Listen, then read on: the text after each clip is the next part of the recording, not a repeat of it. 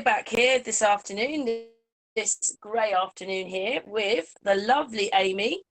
We have Russian Bits, we have Nigel from the Devil's Playground, and we have Floss and me. Floss is my dog. Oh, hi everybody. Hi, Amy. How's it going? Hey, Russian Vids, how are you? Great. Thanks so much. Oh, Hi everyone. hey, Hope you're all well. Nigel. How's it going, Nigel?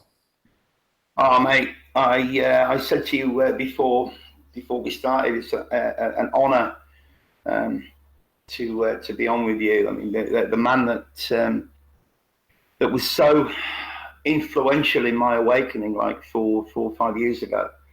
I owe you a huge debt of gratitude, my brother, and I really mean that. Thanks so much, Nigel. I appreciate that. It's definitely not easy talking about topics online when, back, even over a decade ago when I first started doing this, when, a lot of people would talk about things like, that one event in New York or the moon landing and not much else as far as real truth was spoken about the larger deception. And it was very difficult because not many people were on board with it about we live in this lie system and not just a few things are a lie. Most everything's a lie. So yeah, I appreciate the support. And again, like I said offline, when it comes down to it, you got to be very strong in a world full of weak-minded people that are just that easily succumb to the mind control. I said it before where, these people are not asleep. They're literally in a coma. They're in a trance by the media manipulators that are, of course, controlled by those that own the media for the longest time. Absolutely. Before we get going, if it's okay with you guys, I'd like to read you something that I came across a few weeks ago. They're actually song lyrics from a song called Ballad of Accounting, and it has nothing to do with accounting as in money. You okay if I just read you these lyrics? Because these are so profound. Absolutely. I'd love to hear them. Okay. We wandered through our days as if they would never end. All of us imagined we had endless time to spend. We hardly saw the crossroads and small attention gave to landmarks on our journey from the cradle to the grave. Did you stand there in the traces and let them feed you lies? Did you trail along behind them wearing blinkers on your eyes? Did you kiss the foot that kicked you? Did you thank them for their scorn? Did you ask for their forgiveness for the act of being born? Did you read the trespass notice? Did you keep off the grass? Did you shuffle up the pavements just to let your betters pass? Did you learn to keep your mouth shut? Were you seen but never heard?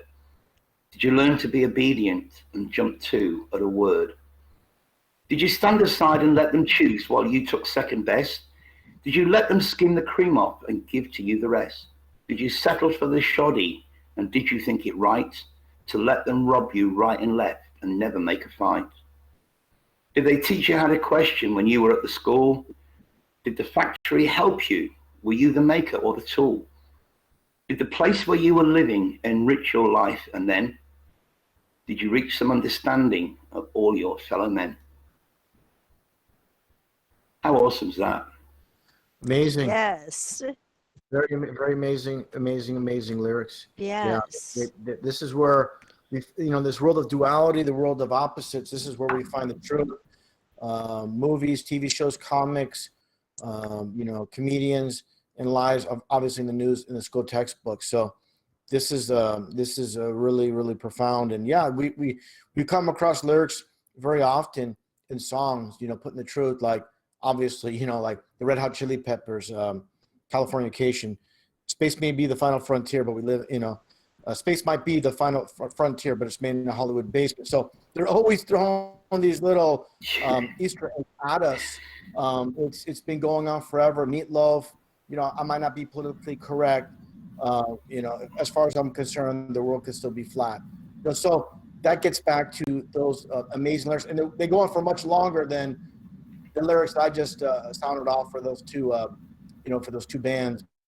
But yeah, this is very, very, very interesting lyrics. And again, the name, Nigel, of that, of the creator of these lyrics.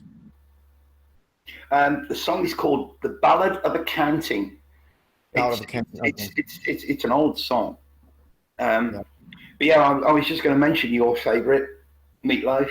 Life is a lemon, I want my money back. Yeah. Yeah, that's another one too. Yeah, they put it out there, and all the quotes, of course, by all these famous people like Gloria Steinem.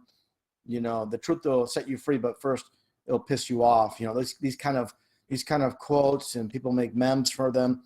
There's so many, of course, Mark Twain. Regarding if you don't read the newspaper, you're uninformed. If you do read the newspaper, you're misinformed. These quotes, but these people are Masons, and like I said, in this world full of duality, they're always going to put that 1% of truth out there, and nothing's hidden in this world. That's what I always say repeatedly. In this world full of lies, there's still nothing hidden.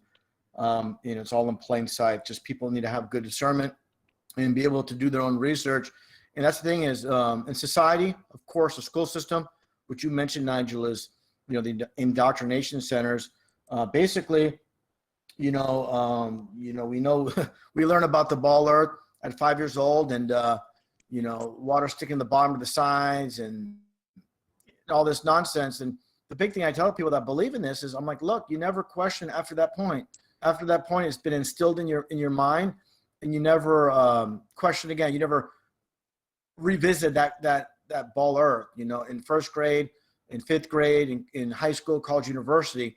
From that point on, this is something that's not to be debated. It's a fact, supposedly, and this is everybody in society, even the ones teaching it in the school system.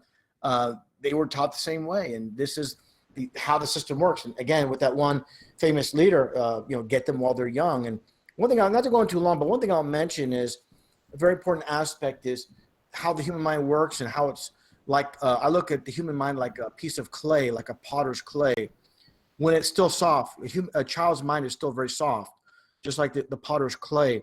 But once, after a certain point, it becomes hardened, and you cannot reform it, reshape it. That could be done with the human mind. I mean, it's going to take a great determination. A very few can do it. It's a lot of work, a lot of effort. And this is why people choose not to go down that path. It's very, very tedious. You got to first put your ego, drop it to the floor, and basically start all over with everything you ever thought was true, and reanalyze everything. And again, it's a far journey. And specifically with the people that think they have a good grasp on things, they have a very good, they think they have a very good mind of what's going on in the world. And these kind of people, they're going to be the hardest to turn around and see that truth. They rather just ignore everything you say and regurgitate, obviously, everything they heard or was taught, where they were taught in the school system. Hey, Russian, Nigel might have the answer to this for you. Why people aren't waking up? Yeah, I'd love to hear that, Nigel. Well, before I begin, I work in a school. I teach in high school. I teach English in high school in China, and I see the same thing every day. I mean, I grew up in the UK. I was schooled in the UK. My kids were pretty much schooled in Australia. But here in China, it's the same curriculum. They're learning the same stuff. Okay, they might learn a few different topics like Karl Marx, and politics, and so on and so forth. But for the most part, the history, the geography, the science, or the maths, the physics, the chemistry, all that is all exactly the same as it is in the West. As I say, I only teach English, and I wouldn't want to teach anything else, because pretty much everything else, as we all know, is just nonsense. Yeah. But yeah, Cameron and I did a podcast a few weeks ago now, where I've done a lot of research, because I've said this before, but just so you know, RV, that because of the nature of my job, I get a lot of free time. Like oodles and oodles and oodles of free time, up to the point of boredom sometimes. So I've had a lot of years to do a lot of research. I mean, I kind of think of myself, when I first woke up at the beginning of 2017, it was like starting kindergarten, and I've pretty much graduated high school in like 4 years, because I've literally done thousands upon thousands upon thousands of hours of research. I did earlier on in the year, I did a few podcasts with bigger channels like A Plain Truth and your mate Jeff Doherty and one or two others, because of where I am. And these podcasts got the views just went off the charts, purely and simply because of where I am, and people don't understand that what we are taught in the West about China is complete and utter BS. All of it. It's nothing like you're taught. But that aside, I started reading some of these old what are called ancient texts. I don't think they're that ancient. The Mahabharata, the Popol Vuh, the Sumerian creation text, and I found this theme, because something that hit me a long time ago was what we know is the first creation in Genesis, which is Genesis 1:27, and it was those three numbers that jumped out and hit me on September 11th. That it was towers 1, 2, and 7. So, okay, coincidence. And then, of course, you have the Pearl Harbor incident, which happened on December the 7th, 127. And I thought, there's got to be something in this. So I started doing some research. And as I say, a few weeks ago, I discussed this with Karen, absolutely blew her socks up. And she said, we've got to do a podcast on this. So I'm going to throw this at you. This is, I've got no proof. I've got no proof to back it up. But on the reverse side, I haven't come across anybody yet that can offer me any way of debunking it. So if we go back to Genesis 1:27, which we know is the creation of humankind, which I don't want to go down that rabbit hole right now, but let's just say that I don't think that creation was the quote unquote first creation. I also think that prior to that creation, the Elohim, as it were basically screwing around.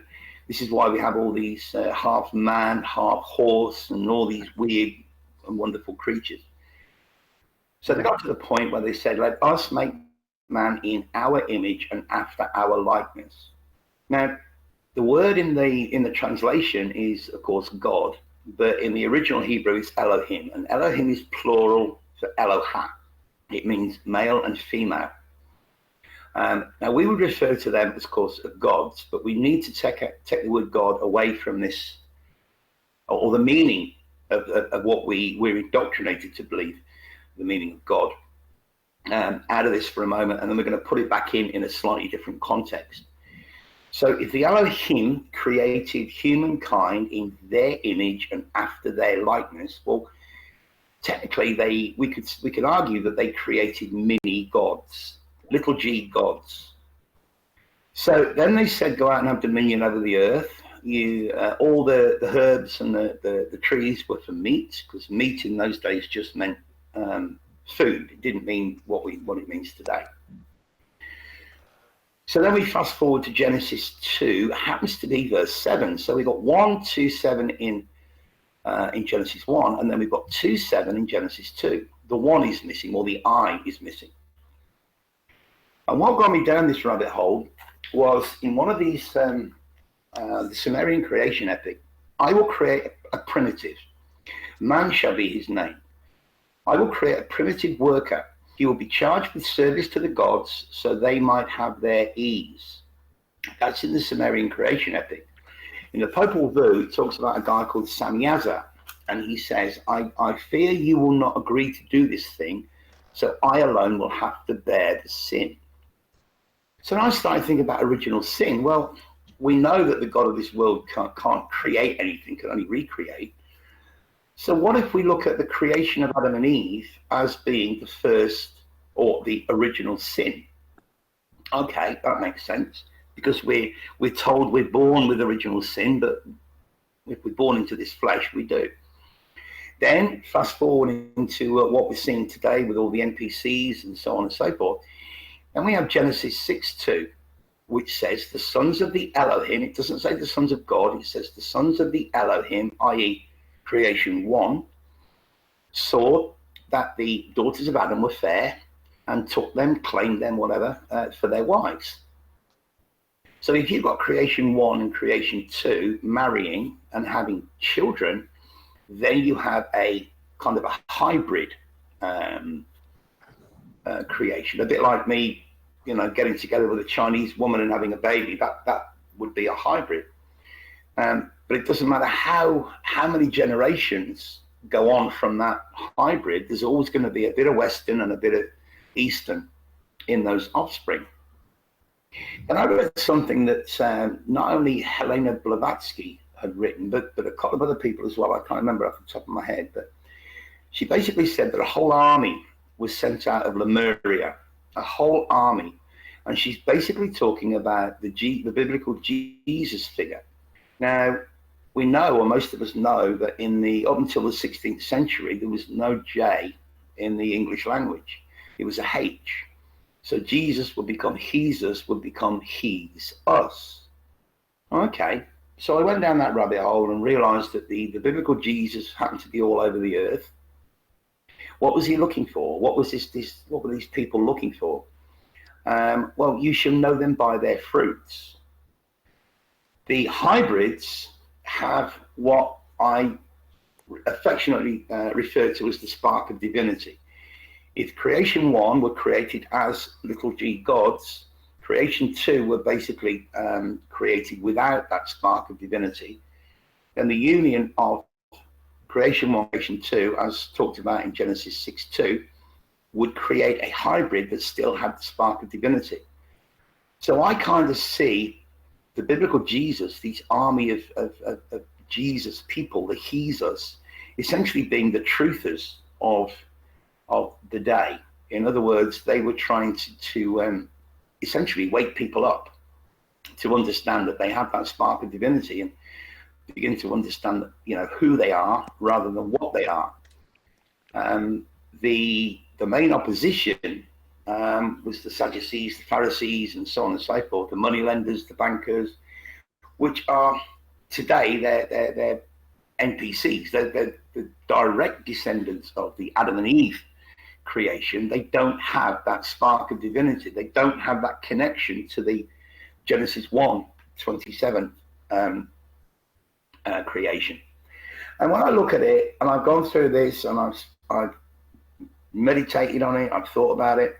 Karen and I did a podcast on it, and it was so interesting that one of her friends, one of her subscribers, contacted her and just said, "Wow," he said, "I've had so many missing pieces of the puzzle in my head." He says, and when Nigel was talking about that, he said it was like everything came together for me at once, and it just absolutely blew me away.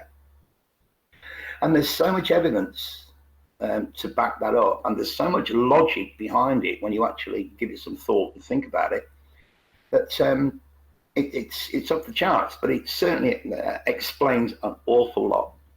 What do you think? Yeah, very, very interesting.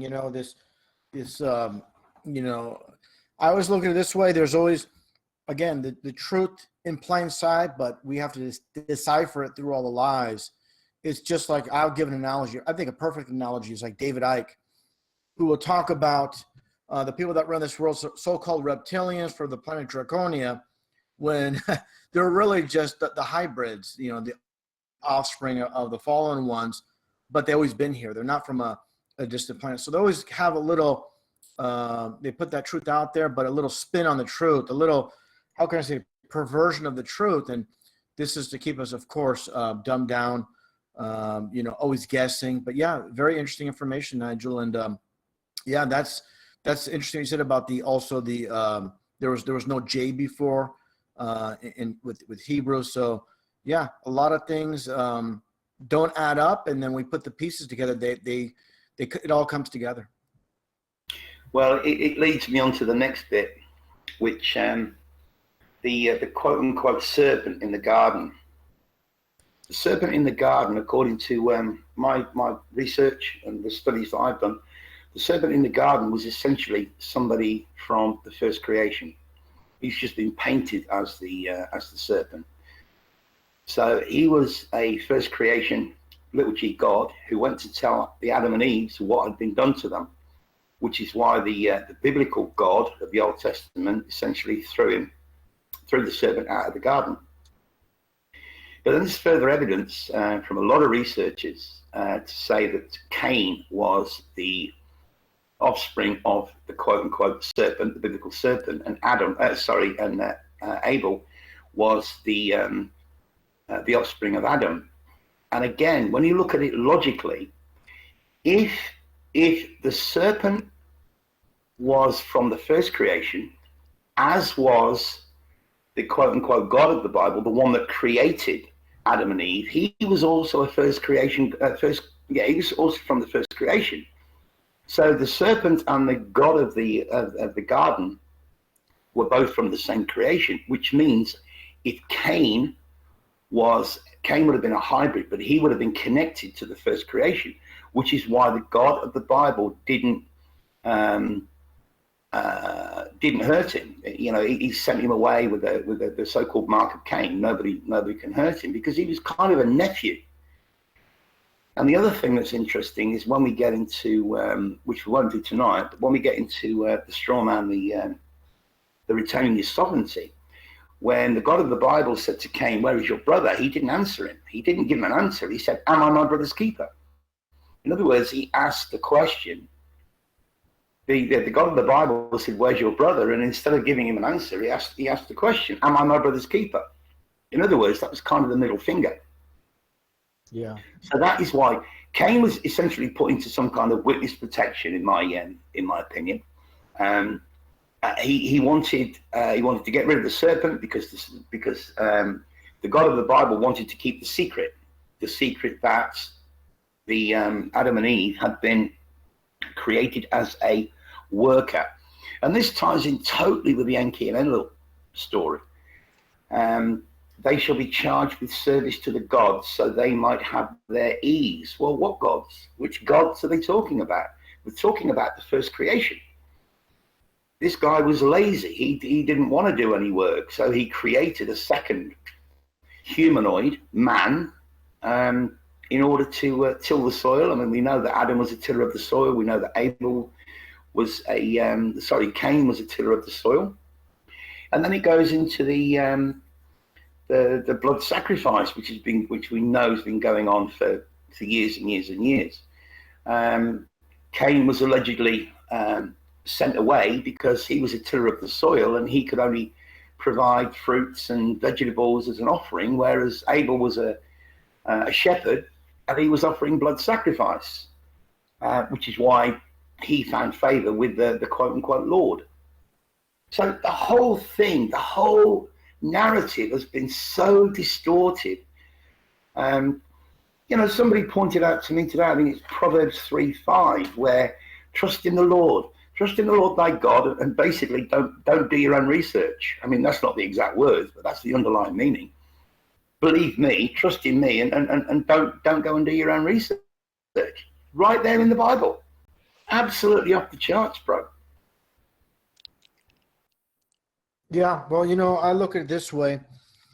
With the whole entire Bible thing, we have to go back to the original Bible, of course, with the King James Version and all the other versions. Genesis itself is 33 numerology. There's 66 books in the Bible.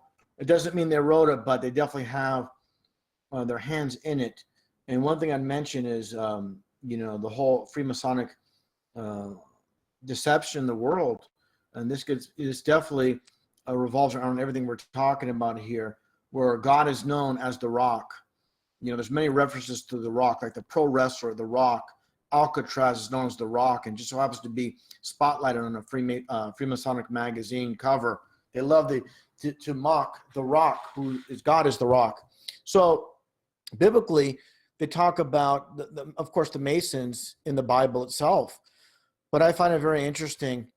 And I believe it was it Genesis 11:3, the 33, where they talk about the stonemasons and in building brick. And basically brick is an artificial stone, and this is exactly the artificial society we're living in. And it gets back to that song by Genesis that I always talk about with Phil Collins, Genesis, again, the beginning of the Bible. And again, that 33 in numerology, Genesis, the land of confusion. We live in this land of confusion. They show all the world leaders as puppets during this music video. And this is literally what's happening in this world. It's the land of confusion. And it's a very, very difficult path to go down as far as truth is concerned, because we're born into this world full of lies.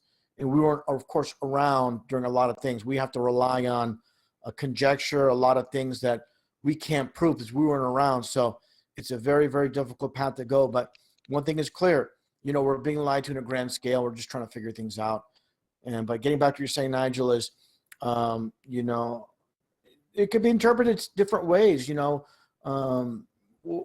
the Bible verse you mentioned, at the same time, we should not lean on our own understanding. The way we see the world, and we try to figure out the reasons why and why things happen the way they do. It's really beyond the human mind, and this is, we'll find out one day. All truths will be revealed, and it's really beyond the human mind. Again, why we're here, and we have our theories of why. I believe this world's a proving ground, and very few find that narrow gate due to not just taking information instead of investigating and doing our own research. The thing is, Okay. well, no, Nigel will have to explain it. The thing is, the second generation cannot wake up. The third generation, or the hybrids, which hopefully that's what we are. We're the awake people, we're the empaths, we're all those kind of people. We still have connection with God or Creator. But the second generation, anyway, Nigel, you explain it. Yeah, basically what Karen's saying is that the first creation and the hybrid creation, i.e. the Genesis 6:2 coming together, and they've got the spark of divinity. If you are purely and simply descended from the Adam and Eve, you don't have that spark of divinity, which means it's going to be very, very, very difficult for you to quote unquote wake up. That's why we're seeing so many face diaper wearing, arm hanging out people around us, Got it. I think I should say, yeah, we've got many more different meanings, but I'm just trying to put it into some kind of nutshell, just trying to break it down and put it into some kind of logical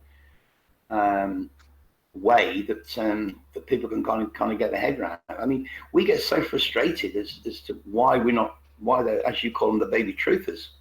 There are baby truthers out there, but there's an awful lot of people that are just, as you say, they're walking around in a complete and utter coma.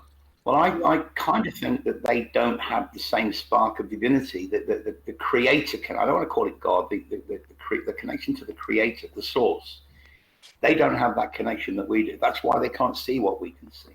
Yeah, that's just my opinion. Nigel, you're hitting it right on the head there. What you're saying, and the baby truthers is, and when I say baby truthers, I should clarify that statement.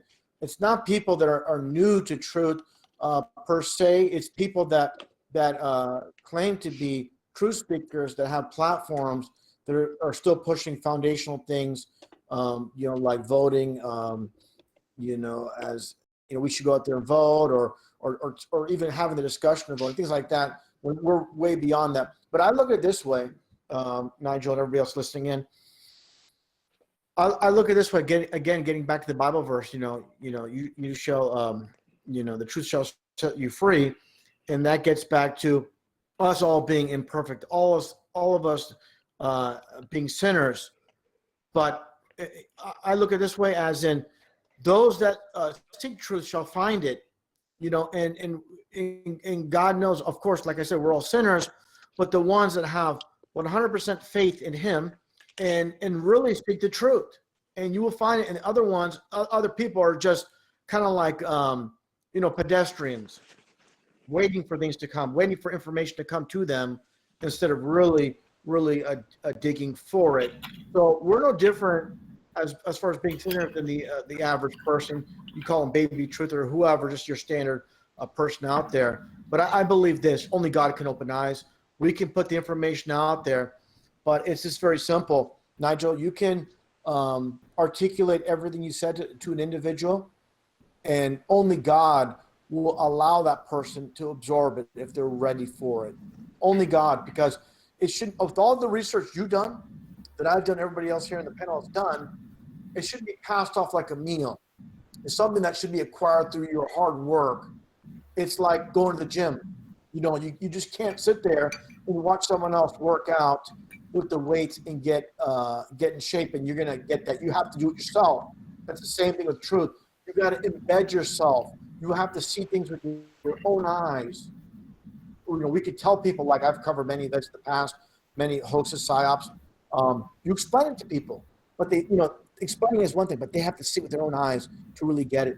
And there's so many pieces that we have to dig. We have to see on our own to fully get it. Explaining is not enough. They have to do the work themselves. And again, that's and they have to be right with God. Like I said, that's the very, very important key. So we shouldn't get frustrated when people that we explain to, they don't get it. They're not meant to get it. And that's the reality. I agree. Couple of things there. I don't want to. I don't want to sound like I'm splitting hairs, because I'm not, but I do want to point it out that so many people use that biblical quote, "The truth shall set you free." It's you shall know the truth, and the truth shall set you free. So there's a little bit of a difference. Yeah, you're right. Yeah, that's verbatim there. Yeah, absolutely. No, I wasn't splitting hairs, but I do think it's important because it needs to be said correctly, and you just did it there, Nigel, and that's appreciated. No worries whatsoever, brother. No worries at all. You made that comment about you're not going to wake up unless the Creator allows you to wake up, or unless the Creator helps you wake up. And you can go back to the biblical Jesus when he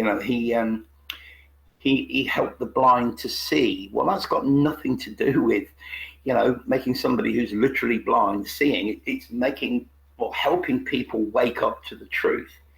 And I'm beginning to get to the point now in this journey that I totally concur with you. I totally agree with you that the Creator will allow you to wake up. But if you don't have that spark, if you don't have that spark of divinity, if you don't have that connection, that inherent connection with the Creator, then I just don't think that people are going to wake up, because you can't have the Creator helping you wake up unless you have that spark of divinity, or that little spark of connection to the Creator. And this is what I see every day. Yeah, I agree 100% with that. There's a lot of people that might be wishy-washy. They're like, for example, they grew up as an atheist, and they figured out, we've been lied to on a grand scale, and they still have that in them. Like, they're questioning: is there a creator? Is there some so-called alien life forms that created us? They're like, within them, they might say something out loud, but within them, they're not 100% sure within themselves, and they have that doubt. Myself, my whole life, I've never doubted the Creator, and people might find that far-fetched, hard to believe. I never have. I know there's a Creator. I know, for example, in life, you like here's an analogy or an example. When I was younger, I was working in this warehouse job. I wasn't making much money. I was very young. Didn't even have a car. Walked to the warehouse job, walked back to the apartment, and it was rough, really rough. But I remember thinking, God has a plan for me in the future. I know it. I just have to be patient, and God, having faith in God, everything will work out. And I never doubted that. And that's the kind of mindset that I believe people need to have. If you're going to doubt the Creator, well, then things are not going to work out as well, and that's what I really believe. You got to have 100% faith. And that's what I think is very key. Having doubt in your mind and, maybe I'm wrong about this. Maybe there's no Creator. And, and then how's the creator going to reward you? Put things in place for you. I use this analogy as well. Sometimes in life, again, it gets back to don't lean on your own understanding of things. For example, you might be unemployed, you're looking for a job, and then you apply for the job and you want it desperately, and you don't get it. And people curse God and you're like, oh, where's God? You ask, you shall receive. What happened to that? Well, and then if you believe and you have faith, and then 3 months, 4 months later, something better comes along. It's a job closer to your home. It pays better. It's something more up your alley, so to say. Again, this is having faith and not just leaning on your understanding of why you didn't get this job when something better is around the corner. That's, again, having faith in God and believing. And that's how I see it. Again, when it comes to not understand, people don't understand. We all want certain things, but in time, things are meant to happen. And timing's everything, like the old saying goes. And that's another aspect that people really need to understand. I totally agree. I've always believed in some kind of creator. I've never been, even though I was raised in a Christian household, I've never been religious because, religion is all about looking for something outside of yourself. You're waiting. People are waiting for a savior to come and save them. If it's not Jesus, it's going to be Trump or it's going to be something else. But when it comes to the plan, Karen and I have been talking at length, privately and on her channel, about the movie The Adjustment Bureau. Now, a few years ago, after coming across you, I went and looked at the movie They Live again. And it's not a particularly good movie. The fight scene when he's trying to get him to put the glasses on is totally laboured. It's obviously too long by any other standards, but it's there to try and make a point. He was forcing this point: open your eyes and see. Now, you probably watched The Adjustment Bureau. It's from 2011, but if you watch it again, with relation to the quote-unquote plan, and Karen and I have actually experienced this, the truth drops in the Adjustment Bureau. We've actually witnessed them personally, and Amy's been there right from day one. She's our witness. Yes. It's absolutely incredible. The truth drops in the Adjustment Bureau movie are literally off the charts, mate. It's certainly worth spending the hour and a half and sitting down and watching it again with that in mind, that that there is a plan. The movies where they dropped it. I don't mean to interrupt you, Doctor. Just want to make it really brief. These movies, that's where they're going to drop that truth in there. With for example, there's going to be that programming, and there's going to be the truth in there as well at the same time. But getting back to They Live, I agree. They Live is kind of like a B movie. The whole concept, though, I do love about putting the glasses on. You can see the truth. I love the black preacher man speaking about how, basically people have been blinded to the truth. And this is a blind man that can see. He's talking to people with eyes that can't see. And this is, of course, duality. But not to go on too long about this movie you were saying. It's funny. I saw a meme a few months ago. It says, we are all born with three eyes, two with which to look and one with which to see. And that sums up that preacher man in They Live, definitely. But yeah, the Adjustment Bureau, it's just full of truth drops. It's kind of a romantic love story, but with a really, really weird twist. And it's absolutely awesome. It's awesome. And as I say, Karen watched it again after I mentioned it to her, and she's like, "Oh my God, this is what's happening to us." And I'm like, "Yeah, exactly." I've witnessed it. She's witnessed it. Amy's actually witnessed it as well because she watched the movie, and she's, "Oh my God!" Like Amy, as someone looking in from outside, so to speak, she's actually, she gets it. She sees what I'm trying to explain, and what Karen and I are both witnessing or both going through, for want of a better word. So I highly recommend it. Again, it's not the best film in the world. but it is a good movie. It is an enjoyable movie, and the truth drops are it's worth it just for the truth drops. Yeah, When that's the thing is, I find out a lot of these movies. Sorry about that, Nigel. But a lot of these movies. Thank you, brother. The thing is, a lot of these movies, some of them, they might not have the best story because they really want to have those truth drops, like you say, Easter eggs, and they're building a foundation of indoctrination. And again, they're going to drop hints of truth in plain sight. And one thing I would say about being awake, I think this is very, very important for all of us to realize and say out loud is the further you dig, the more you know, and also the less you know. Also, we have to admit, we weren't alive, 100, 200, 300, 500 years ago, 1,000 years ago to witness things. We're just going by textbooks, and we have to erase so much of that with our fabricated history. And I think the foundation should be this simple: know that we're being lied to on a grand scale. We're just trying to figure things out, and always coming to new conclusions based on new solid information.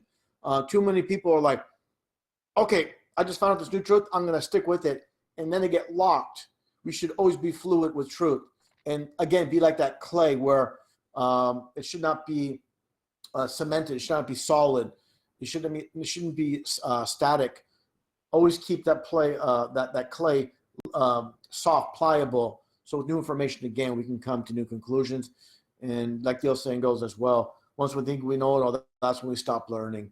And that's definitely a huge, huge thing. So to know the absolute truth is near impossible, but we can get as close as we can. But there's so many more pieces we have to connect to really get it. But we get a general idea what's happening here, where everything's leading. And this is why they have this pyramid structure of the very top of the pyramid. They know what's going on, of course. They're the ones behind all the deception. And everybody else underneath the very top of that pyramid are kept dumbed down, deceived, ignorant, to keep them away from the truth. And again, that's all about knowledge is power. They want to keep us powerless. I agree. And again, I'm pretty good at splitting hairs when I really shouldn't split hairs. But no, don't worry. Knowledge is not power. Knowledge is only potential power. Knowledge is useless unless you use it. So when absolutely. Well, food. Here's the thing: food is nourishment, but if you don't eat it, of course, it's useless. So absolutely, that's splitting hairs there, Nigel. So yeah, you're splitting hairs, but it's going a bit far. Yeah, we're assuming people are going to actually apply it. You have to apply it. If I have some oatmeal, some chia seeds and flax seeds, and I said this stuff is healthy. Well, it's only healthy if you consume it. That's the only job. No worries. Yeah. No, again, I didn't want to sound like I'm splitting hairs, but I just wanted to, again, this is for the benefit of the listeners, really. This is rather than me, taking any kind of moral ground. This is just for the benefit of the listeners. But again, you have that biblical quote from what Jesus says that in order to achieve to enter the kingdom of heaven, you must be like little children. Well, what does that mean? It means you need to be unindoctrinated, or you need to be at a point in your life where you can see that everything around you is a deception. I mean, we were essentially born into halfway through a movie. We were born into a movie script, and when we're trying to find out the first part of the movie, what happened up until this point, it's all convoluted and it's all deceived. It's all different. I mean, history's all a lie. So, we don't actually understand the truth, what really happened for the first part of the movie that we're actually living in, and we're trying to make sense of it all as we experience this part of the movie. Nigel, I don't mean to interrupt you, but that's a perfect analogy, actually. And people that are Bible believers might be offended by this, but they shouldn't be. Where it's called scripture, because literally it's a script, it's God's script. And this is what it comes down to is everything that's happening is meant to happen according to God.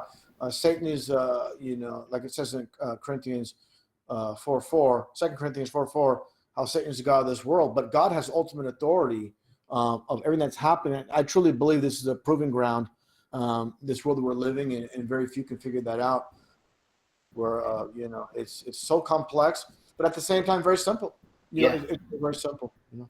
And for those who don't know that biblical passage that you just quoted, 2 Corinthians 4:4, where it says Satan is the god of this world, if you actually look at it, even in the KJV, the word God, when it says God of this world, is a little g. Yeah. It's a small g. Yes, absolutely. That's a huge aspect. But again, you know, I don't mean to deviate, but it's so very important.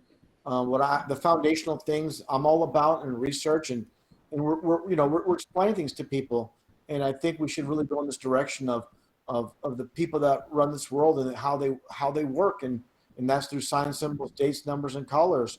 You know, they have a stranglehold over everything. Just look at, you know, a web browser. It starts with www. That www in Hebrew, the alphabet, is literally 666. Yeah.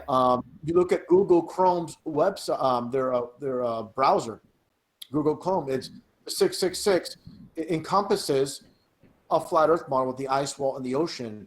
You look at Firefox. I explained this in a podcast recently. You look at Firefox. It shows this fox with a flame at the end of its tail encompassing the globe. So you have either the globe or the flat Earth model with Google Chrome. You look at Google Earth Days, and they had many, many times where they showed a flat Earth model. And one in particular was kind of interesting, where they show the firmament and they show all these gods, plural gods, above the firmament, Thor, and you know, all the rest of the gods.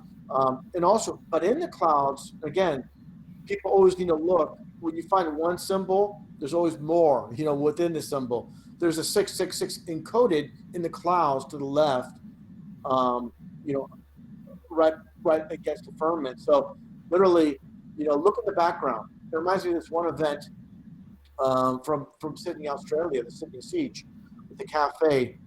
And they after this all went down, they showed all these people in ABC7 Australia's studio, and everybody's focusing on them, the newscasters. It's like casting a spell. That's what these news people do, casting spells. You look at the background to the right. Always look in the background.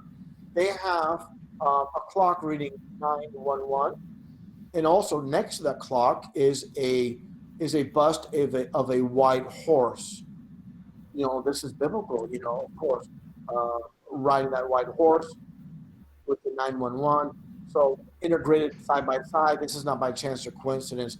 And we know who's behind all the media manipulating these fabricated stories. So this is not far-fetched when you have the occult in plain sight with, you know, a lot of hidden symbolism within these news studios and, of course, movies. One thing I want to mention, and I'm jumping around a lot here, you know, but we're talking about psychopaths, the people that run this world, and definitely run the music and Hollywood movie industry. You know, again, predictive programming with Back to the Future, there's a lot of hidden messages and clues. One thing people have missed, there's a lot of things people have missed, but there's so many clues in Back to the Future. We know about the flat Earth clock in the beginning with the clock sequence. They're showing all the clocks and the dog food can. And one thing people missed is, you know, at the very beginning, they show this one clock with this miniature dock hanging from the clock tower in the very beginning of the movie. What is that? They're showing you what's going to happen later in the movie. So there's predictive programming in our reality. There's predictive programming in the movie itself. They're telling you what's going to happen later in the movie. Just like with Total Recall, when Arnold's sitting in that, you know, he's going for the Total Recall visit to Mars, and you know, this dream kind of phase he's going through.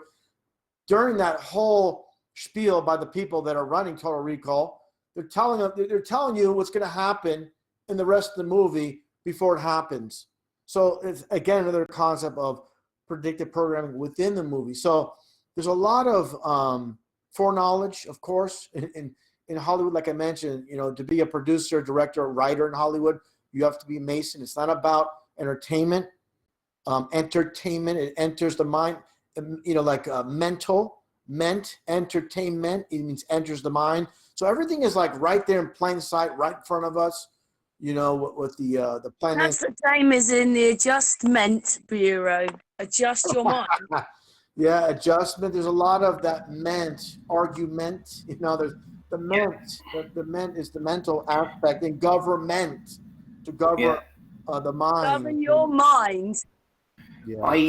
I find probably the easiest one to explain because I teach teenage kids. Very, very difficult to concentrate. Very, very difficult to do any schoolwork if you're thirsty or you're hungry. So you need refreshments. You need to refresh your mind. Yes, Yes. that one is really good. Yeah. That's.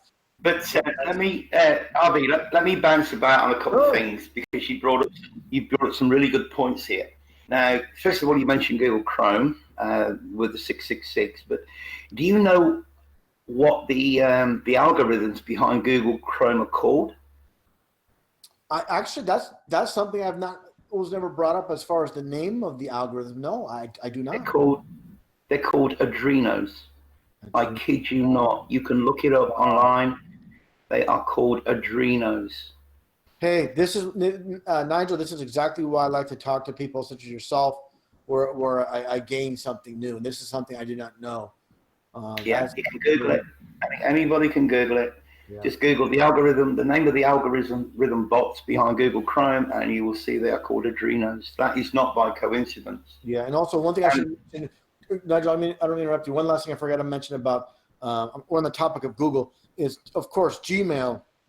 And the logo, it looks just like a Masonic apron, of course, with the red stripe wrapped around it. It's literally identical to, it's just telling you who's behind it, who's running it. And they're just like literally, again, getting back to signs and symbols.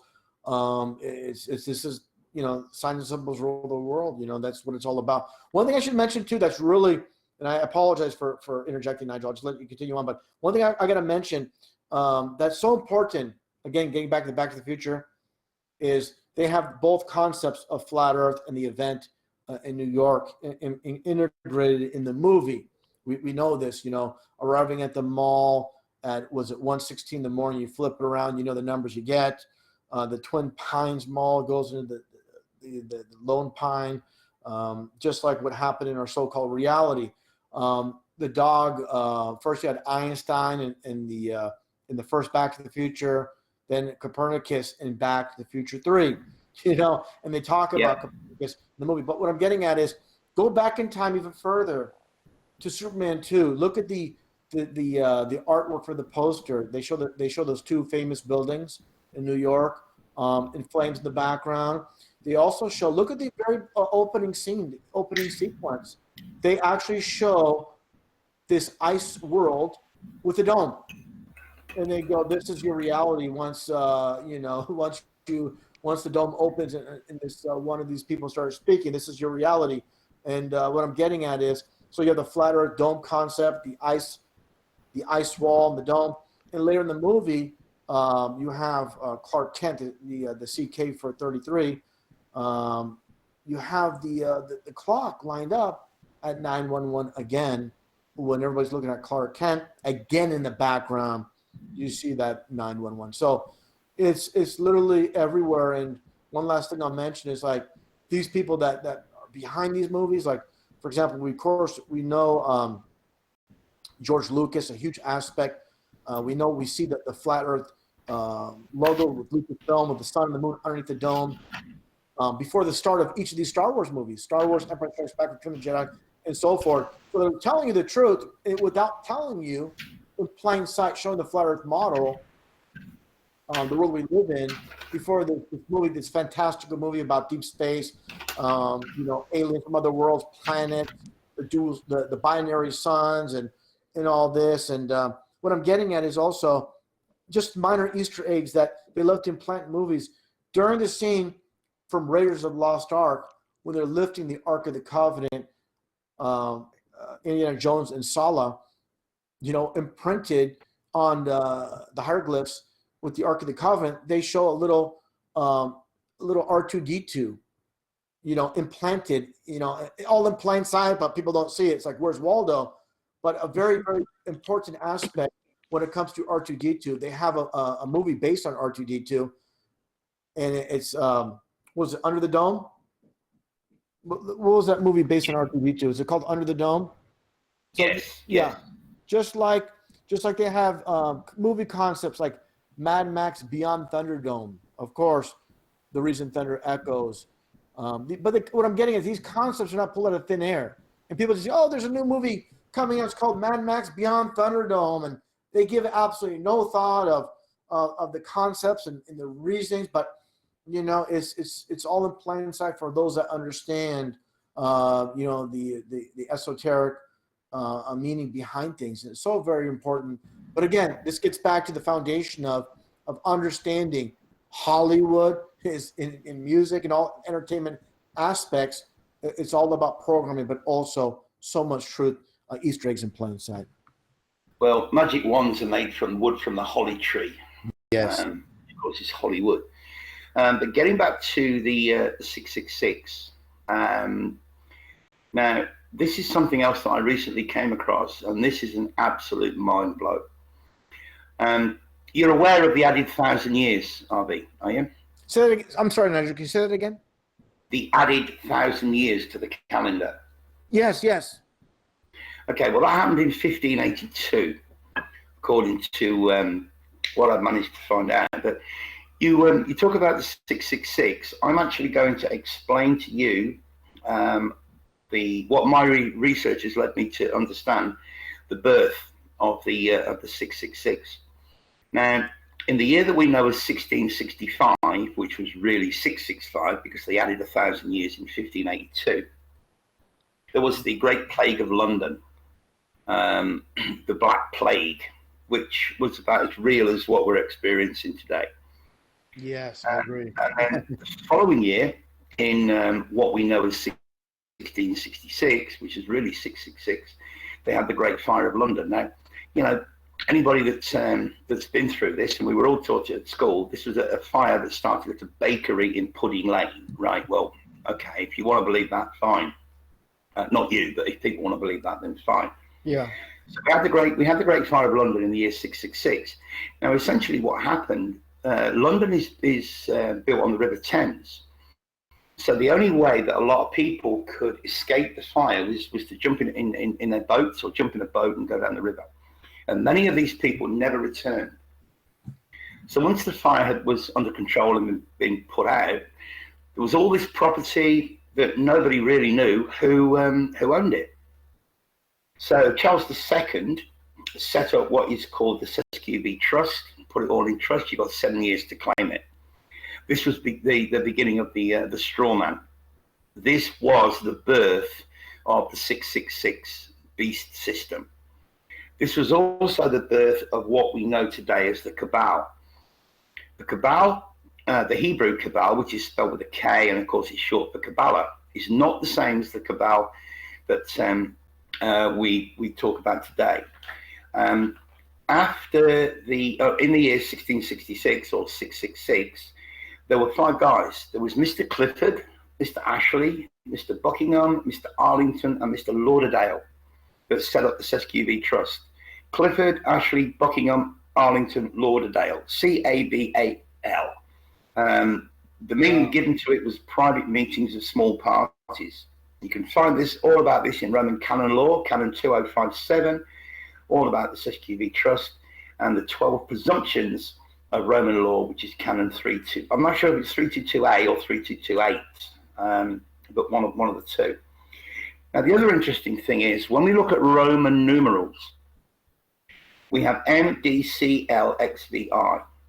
Well, M is 1,000, D is 500, C is 100, L is 50, X is 10, V is 5, I is 1. Add them all together, you get 1666. None of this is by coincidence. Following the Great Fire of London, Charles II essentially instigated under Roman canon law, the SAMFU Trust. That was the birth of today's 666 beast system.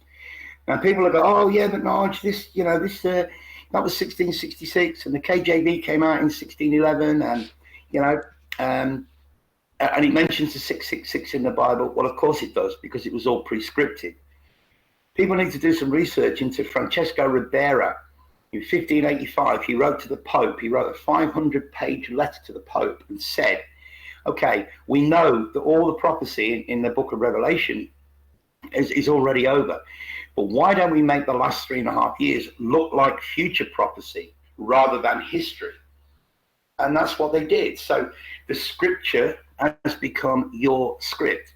The book of Revelation is the playbook of the controllers. And you can trace it right back to 1585 with a Jesuit monk called Francisco Ribera. Yeah, I've heard of all this. Yeah, I've heard of all this, Nigel. Yeah. Now, just as one final note on this particular topic, I've been reading this book, this Masonic book from. Some say it was 1907, but there are references that kind of knock it back a bit to around 1878. And again, Karen and I have done a couple of podcasts on this. We did one the other night about the physical, the soul, and the spirit, and the difference between them. And in case people missed it, what this book basically states is that when we die, the physical body dies, the soul dissipates. And it's quite interesting that they recently put that Marvel movie out with the guy that's collecting all those gemstones to try and rule the universe. And when he fails, him and his army, they all dissipate. They just turn to powder and float away. And this is basically what this old Masonic book is saying, that the soul dissipates, but the spirit lives on. The spirit is immortal. The spirit is incorruptible or uncorruptible, cannot be corrupted. And again, this takes me back to the first, second creation, the hybrid creation, the spark of divinity. The people that don't have the spark of the divinity, they have the physical, they have the soul. The body dies, the soul dissipates. They don't have that spark of divinity, which is the spirit that essentially lives on. But it's not until, I mean, we did, Karen and I did a couple of podcasts on this, and I'd only got to page 56. And it's not until you get to page 60 that they start talking about the infiltration of the filthy Jesuits. The filthy Jesuits is the adjective that they use to describe the Jesuits. So they're talking about all this stuff that kind of makes sense. It's kind of logical. It kind of resonates. And then they're now getting to the point where they're saying that their order, the Masonic order, was or had been corrupted by the Jesuits. So it's really, really fascinating stuff. I think Karen said that she sent it to you by email. If not, I'll get to flick it you. It's well worth a read, bro. It's only 198 pages. Yeah. One thing I'll throw in though is as far as masonry, and we know goes back to ancient times. It's biblical times with the Nimrod. Of course, being a mason himself, and of course being against God. So the thing is, what I was getting at is how you're saying how the Jesuits maybe transformed masonry, but literally going back in time, there was, this was the anti-God establishment going back then. So I was wondering what you meant by, so you looked at masonry differently prior to the Jesuits, basically infiltrating masonry in your estimation? I'm also been going through some periodicals, Masonic Monthly. I mean, there's hundreds of them. Well, not hundreds, but there's loads of them. A lot of it is waffle. A lot of it is just, hey, look at us, aren't we good? But there are a few little diamonds in there. There's a few nuggets in there that's really, really worth pointing out. Nigel, I don't interrupt you, but you just said it right there. I'm so sorry for interrupting you, but you just said it. You just said it right there, and this is one thing I want to really key on here before you continue, and I apologize, is they make things drawn out, and it's only meant for those that really take the time to read it all to find those nuggets, those diamonds in the rough type of thing. And this is on purpose for those that are meant to see this and get it, where it's not going to be obvious for those that just want it easy. It's just like out there. So I just want to say it real quick. So what I'm getting at, other people said it too, like, oh, I read a book by Manly P. Hall, and it's really hard to get through the whole thing. But within that, there's a lot of very, very important information between all the maybe, I don't want to call it boring or you lose track, your track of thought because it just doesn't grab you. But yeah, I just want to continue on that point, and I'm glad you brought up how there's diamonds in the rough in the region. Is the just if I had to sum it all up in a nutshell as how I see the Masonic Order, which is, as you say, quite right, it's connected to the Knights Templar and the Rosicrucians and so on and so forth. They, on the face of it, this is before the Jesuits infiltrated them. On the face of it, on face value, they were a benevolent order. They were a charitable order. So they tried to portray themselves as being the nice guy, essentially. Yeah. But they revere the wrong God. Okay, they don't revere the creator God. They revere the God of this world. So essentially, agents, you could say, because anybody that joins the Masons or reveres the Masons or think that they're charitable, which they were back in the day. They were, if you were a Mason and you died, young, then these guys would take care of your wife and your kids and make sure that she had everything that she needed and so on and so forth. So from that perspective, yeah, they were benevolent, they were charitable, but they're agents for essentially the Vatican, the same way that we know what the Vatican is. They want to recruit people to revere and worship not the creator. They want people to revere and worship the Moloch, the not the good guy kind of thing. So yeah. It's kind of two sides of the same coin. At least that's what I'm picking up with and it's the nuggets. It's the occasional nuggets and the occasional diamonds that you come across. That's what jumps out and hits me. That's what's telling me, hang on a minute. On one side of the coin, you're being really nice, really charitable, honest, decent people, but you're trying to recruit me and let me look at you as being the honest and charitable, so that I will fall behind you and I will worship the same God that you guys worship, kind of thing. Yeah. Nigel, you know what? Oh, good. I'm sorry. Go ahead. I'm sorry. I was going to say it's very, very convoluted, very, very deep, very, very twisted, and very, very what's the word? Insidious. But it has this fluffy, benevolent facade, whereas behind that facade is just darkness. It really is. So that's how I see it. Well, yeah, you hit the nail on the head, and everything you said is very concise. And I like to follow up by saying they're Masons. They're dualists, meaning there's the good and bad. So for the bad they do, they're going to do the good as well. This is duality. So this is a concept they're all about. With all the lies, they're going to give truth. For all the bad things they do, they're going to do good things. This is just plain and simple duality. So this is a very important aspect that really confuses people about why would Masons be into being charitable and helping people. Again, I said it 3 times. I'll say it 4 times. It's duality. And one thing I'll mention too, biblically, regarding, you just mentioned Moloch. This is very simple as well. Why do they worship Moloch? Why do they worship foreign deities? The owl, like I said, the goat.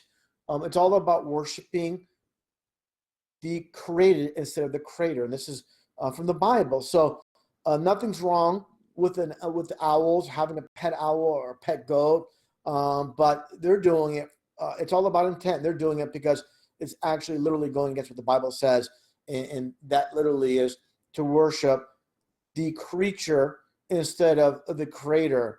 It's like it's a bad analogy, but going over your home, Nigel, and you make really good cookies or dinner or food, whatever, and I really love this, but I give you no respect. I'm a horrible visitor to your home, and I'm all about what you have to offer, but I totally disregard you. This is kind of like a slap in the face. So this is a slap in the face too of why they worship what God creates instead of the creator himself. And of course, they're all about self-worship. The biggest, with Satanism, like the biggest holiday to them is your own birthday. It's self-worship. These celebrities, they have these grand parties. They spend, hundreds of thousands of dollars on throwing a big party for themselves. So again, these are things that are always in plain sight, right in front of us, that people don't understand. And it reminds me of, was it Anton LaVey who stated about Halloween? He said basically, this is the one day that Christian parents allow their children to partake in a satanic holiday. So yeah, I mean, the tricks of this world, and always, this world, it's like a big onion. It's not a ball, but it's like a big onion where there's many layers to it, and you cover one deception, you go even further, there's more layers to it, and that's one thing I'm very, very aware of. And sometimes it gets frustrating. Sometimes we think we have things figured out, and then you dig deeper, you find out, wow, that's not even the answer right there. You have to dig a little bit deeper. So, you've hit on. Sorry to interrupt, but you've hit on two really important points there, and I'd like to jump in if I may.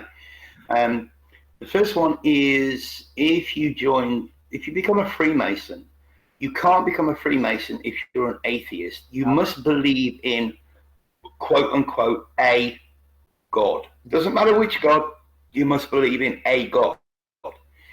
That, in my opinion, is so that if you don't believe in the same God that they do, you're easily manipulated into believing that their God is the true God and not the one that you believe in. Does that make sense? Yeah, I'm totally aware. You have to believe in a deity.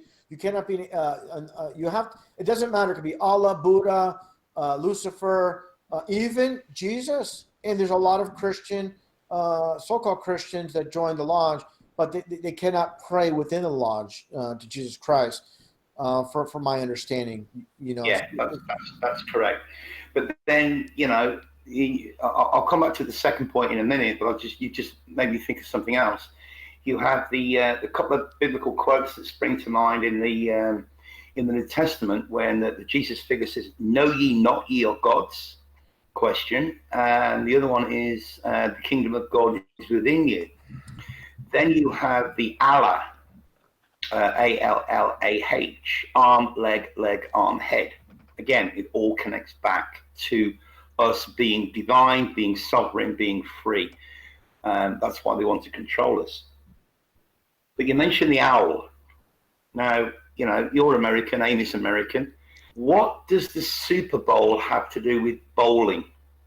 The Super Bowl, actually, it's the actual bowl. When you look at an actual stadium, it looks like a giant bowl from a helicopter view. That's why they call it the bowl. Okay. Yes. Well, if I can put my English teacher head on just for a minute, how about split that word instead of Super Bowl? How about we look at it as being superb owl? Yes. Wow. Right in front of us. Wow. You know what? All these years, Nigel, all these years, never even thought of that. Wow. Fantastic. Nigel, I gotta give you a lot of credit. And I don't mean to say this, what I think is what I say. A lot of times I do live streams and podcasts with people. Man, you're really dishing it out with really good information. And I appreciate you, man. And definitely well-researched. And man, the owl within the bowl. So yeah, that's a good one. Yeah. That's fantastic. Well, look, bro, if ever you want to do a podcast, just let me know. Just hit me up, and I'm more than happy to come on your show and do one with you. Absolutely. Be a pleasure. Absolutely. But yeah, that gets back to, we're talking about how they control this world system, and that gets back to, you mentioned American football, and they had that one 49ers versus Ravens. I think it was 2014 Super Bowl. And they had the 33-minute power outage, which was, of course, ritualistic, on their watch, meant to go down that way. And, it's just really amazing. We all know about the halftime shows with all the symbolism put in plain sight. And they even had the kids from that one school in the northeast part of the U.S. literally in plain sight for all to see. When they're supposedly gone, they're there right in front of us. So they've done this many times, and this is a bit off topic, but they've done it with JFK. They've done it with JFK, which I made a video recently about him, showing the connections with like Obama, or people are looking at Michelle Obama as a man, and clear, she's a he. There's no doubt. And then, but you look at, and I showed in the video demonstration, looking at JFK's past, he had a boyfriend named Lem, and there's even articles, mainstream talking about it. But there's always a twist, saying, "Oh yeah, JFK's childhood friend Lem was a homosexual, but JFK wasn't." Look at the photos that I put up in that video. All these very, very, very provocative photos of them together, lying on hammocks very close. And things are a bit too much to be even mentioned, but it's out there. Anybody can Google images, Lem and JFK. And of course, LEM was a lunar excursion module that was used for the so-called moon landing. And again, it was JFK that said, we're going to put a man on the moon before the end of the decade. And they did it, of course, just was it 6 months before the end of the decade. And what I always mention is the Star Trek series, a month before it went off air, a month after it went off air, the last episode, they landed on the moon. So it was, that Star Trek was all about programming. So they have it very neatly packaged, everything, how everything's intertwined, integrated. Not to go into too long, but for example, they had the space shuttle named after a fictitious Starship Enterprise. So, and you had the Star Trek, actors, the whole crew were there for the what you call it, not groundbreaking, but inauguration, whatever you want to call it, for the NASA Enterprise space shuttle, which is not a space shuttle, it's just an airplane. But yeah, there's a lot of truth in plain sight. But getting back to, I'm veering way far off. But getting back to JFK, and like I said, the children that appeared in the Super Bowl, there's a time when we had Jimmy Carter, of course, here in the U.S. as president. They're not the same person. JFK and Jimmy Carter, let me be very clear, they're two different people. But there's a few occasions where you had JFK step in as Jimmy Carter. They have different hair parts. They look a bit different. And there's an old Newsweek I did article. a video about that. Yes. Yes, I did. I absolutely did. And where you see a side-by-side in Newsweek, this one article, and it's funny. It's a planned name. You're gonna love this, Nigel, if you haven't seen it. It's the title is what was it again? It was a man of parts. A man of parts. So the hair part, where you had two photos side by side of the supposedly two different Jimmy Carters, but one was actually JFK, and one was, of course, Carter. And again, man of parts, like a movie play, a man playing different parts. And during the, there was a press conference, it was mentioned in the Newsweek article about, they're asking Jimmy Carter, why did you part your hair? You have a lot of celebrities, very famous, men who always have, like Tom Cruise, where they always have the same hair part. Why would an older man who's present change his part in his hair? And he was asked that. He goes, basically, in a mocking, joking way, like, there's an answer, but I don't want to tell you. Literally, they had, again, mocking the whole world, a man that's supposedly gone and no longer with us, right in front of us in plain sight, for all to see.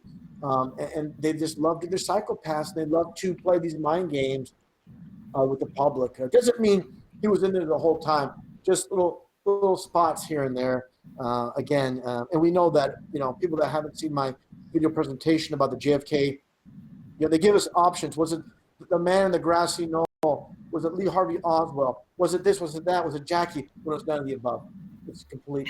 Can I say something, Russian Birds? Can I say something quickly? Sure. What it is if you go on the internet, because I didn't know, but they actually say that he's his half brother. But when I put the video out, I did one as well. Everybody said it was the same person.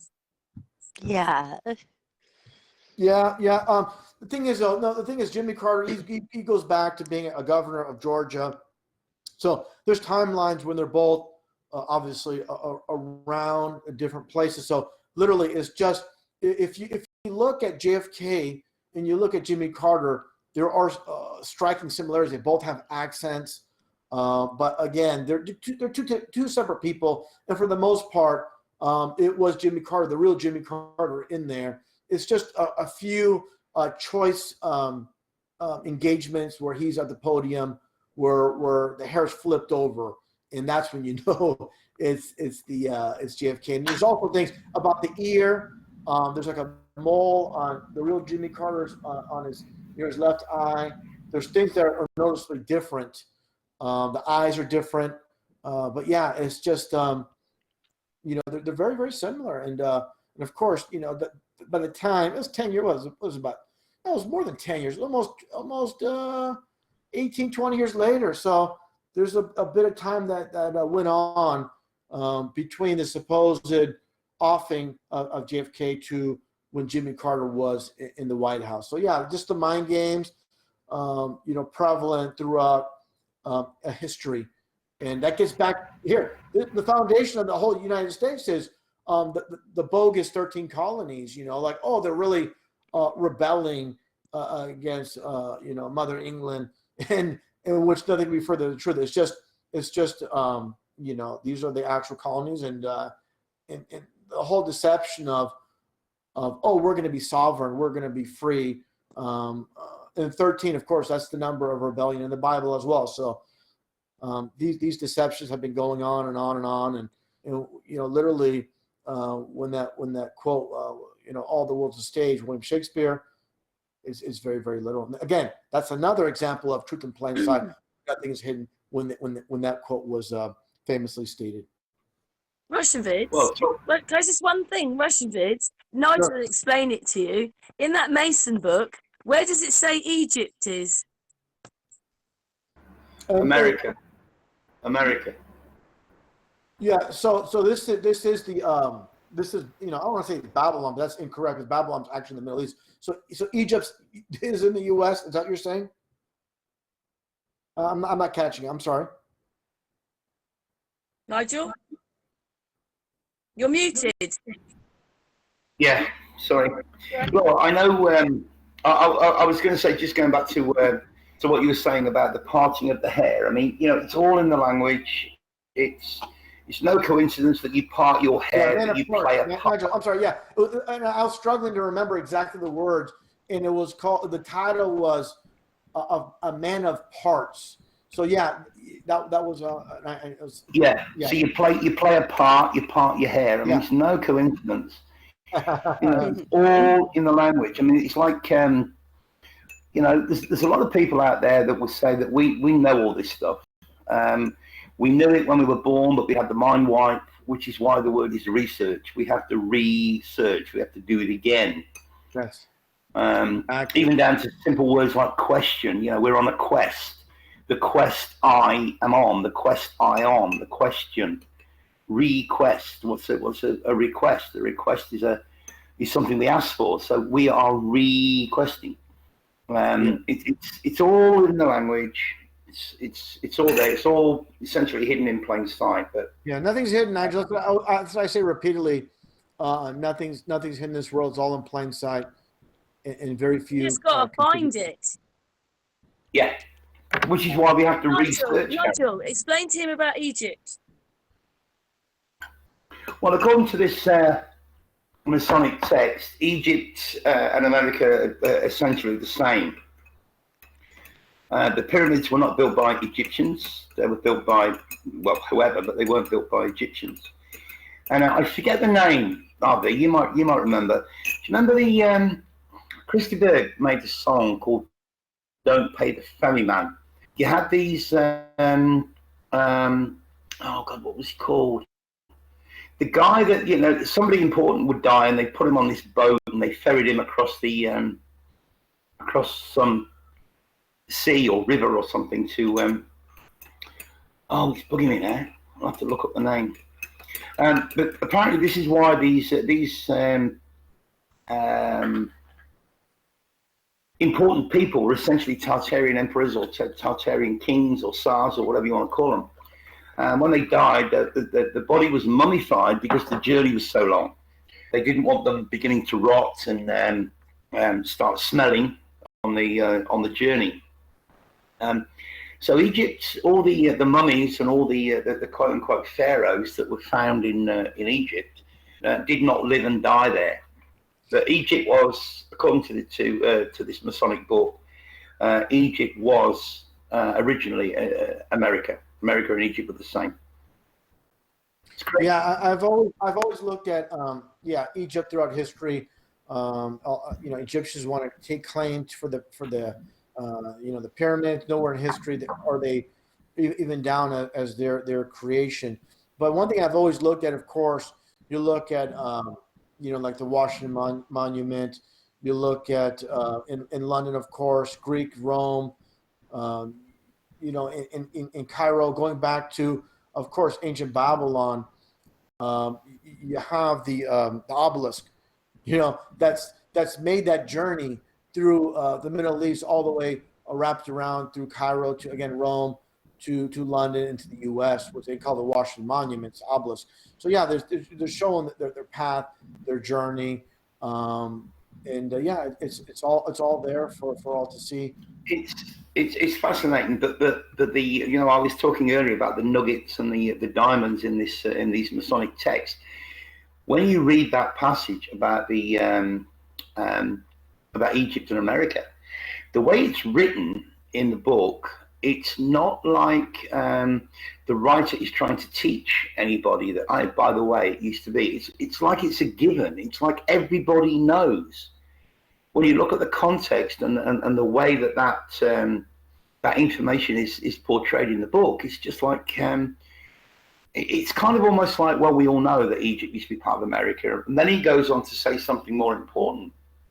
So it's not like he's trying to teach people, or he's trying to put out information that Egypt was part of America. It's written in such a way that the reader would actually inherently know that Egypt and America were the same thing. It's really, really strange the way that it's done. It's like, as I say, it's like it's a given. It's like everybody knows. Well, we know about, of course, obvious pyramid with the all-seeing eye on the back of the U.S. dollar. One thing. This is not deviating, but it's really foundational things with everything we're speaking about.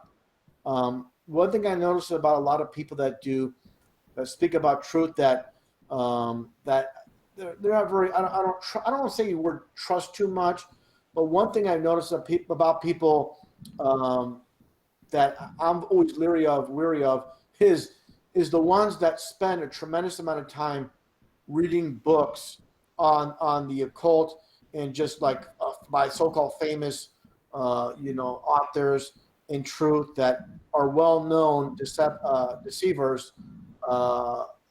Fritz Springmeier, he's a perfect example. People will read his book and basically believe everything he says and make quotes from him like he's an authority. But what I'm getting at is he did a presentation, I believe it was in the state of Oregon, talking about deceivers. He goes, you're going to be very careful of agents of disinformation. He goes, and some of them are standing right where I'm standing.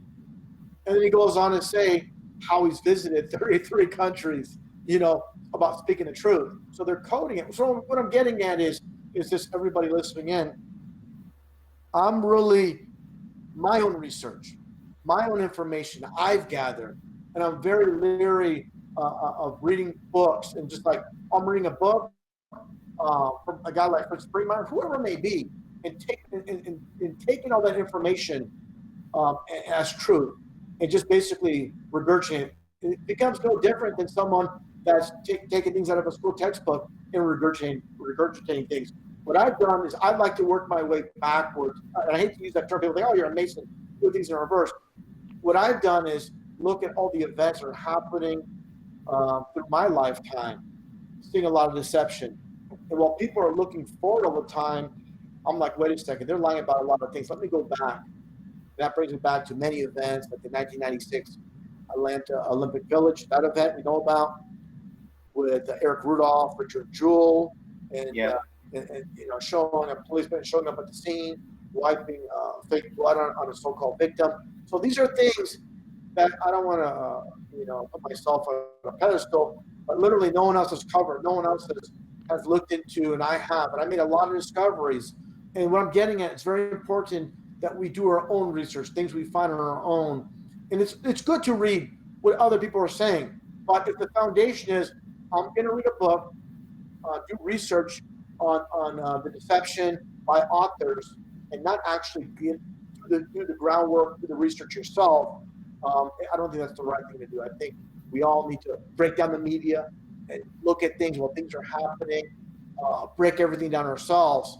And then that's the good foundation to go. And then read what people are saying. Yeah, you can there's some good, like you said, Nigel, there's some good diamonds in there, but definitely do not swallow up everything you read in a book. That's the problem with people is they read books and this must be factual. It's in print. These people spend a tremendous amount of time and effort to publish this book. It must be true, So we have to be so very careful, again, with many layers of deception, just like many layers of an onion. Yeah, I absolutely totally agree with you on many levels, because people either believe what they see on the fake stream or they believe what they see in the alternative. And 9 times out of 10, even the alternative is corrupted. And I'm going to give you a perfect example. A few months ago, I watched this awesome 40-minute presentation on the sigil of Saturn by Mr. Icke, David Icke. And he spent the first 20 minutes breaking down the sigil of Saturn, how the hammer and sickle is essentially the astrological sign of Saturn. And he spent 20 minutes laying out this absolutely mind-blowing, awesome information. And then he spent the next 20 minutes talking about NASA's Cassini spaceship and what that found when it went to Saturn and so on and so forth. So you've kind of got a 50-50 there. If people want to swallow the whole lot, then they're basically they're idiots, because we know that there's no Cassini spacecraft that went to Saturn. But that doesn't detract from the first part of his presentation, which was all absolutely 100% awesome. Yes. Nigel, I got to jump in, Nigel. That's mixing the truth of lies. That reminds me, and I got to mention before I forget, is Zeitgeist, where Zeitgeist, by the way, is 33 numerology. They show on the cover of this prison planet, the deception of the globe with these bars around it. On the DVD cover, but before they even get into the event in New York, we know what we're talking about with the 2 buildings. They went on and on and on about the Jesus deception, and before we even get into that, the 2 buildings, they were really hammering that, and that was, again, what I believe, really trying to paint a picture of mixing truth with lies. But even with the 9/11 stuff, there's a lot of things that were not true. So these people, he's come out recently called, I have a video of it, of calling the bug fake. He says people are starting to realize they all been had and it's all a big scam, this.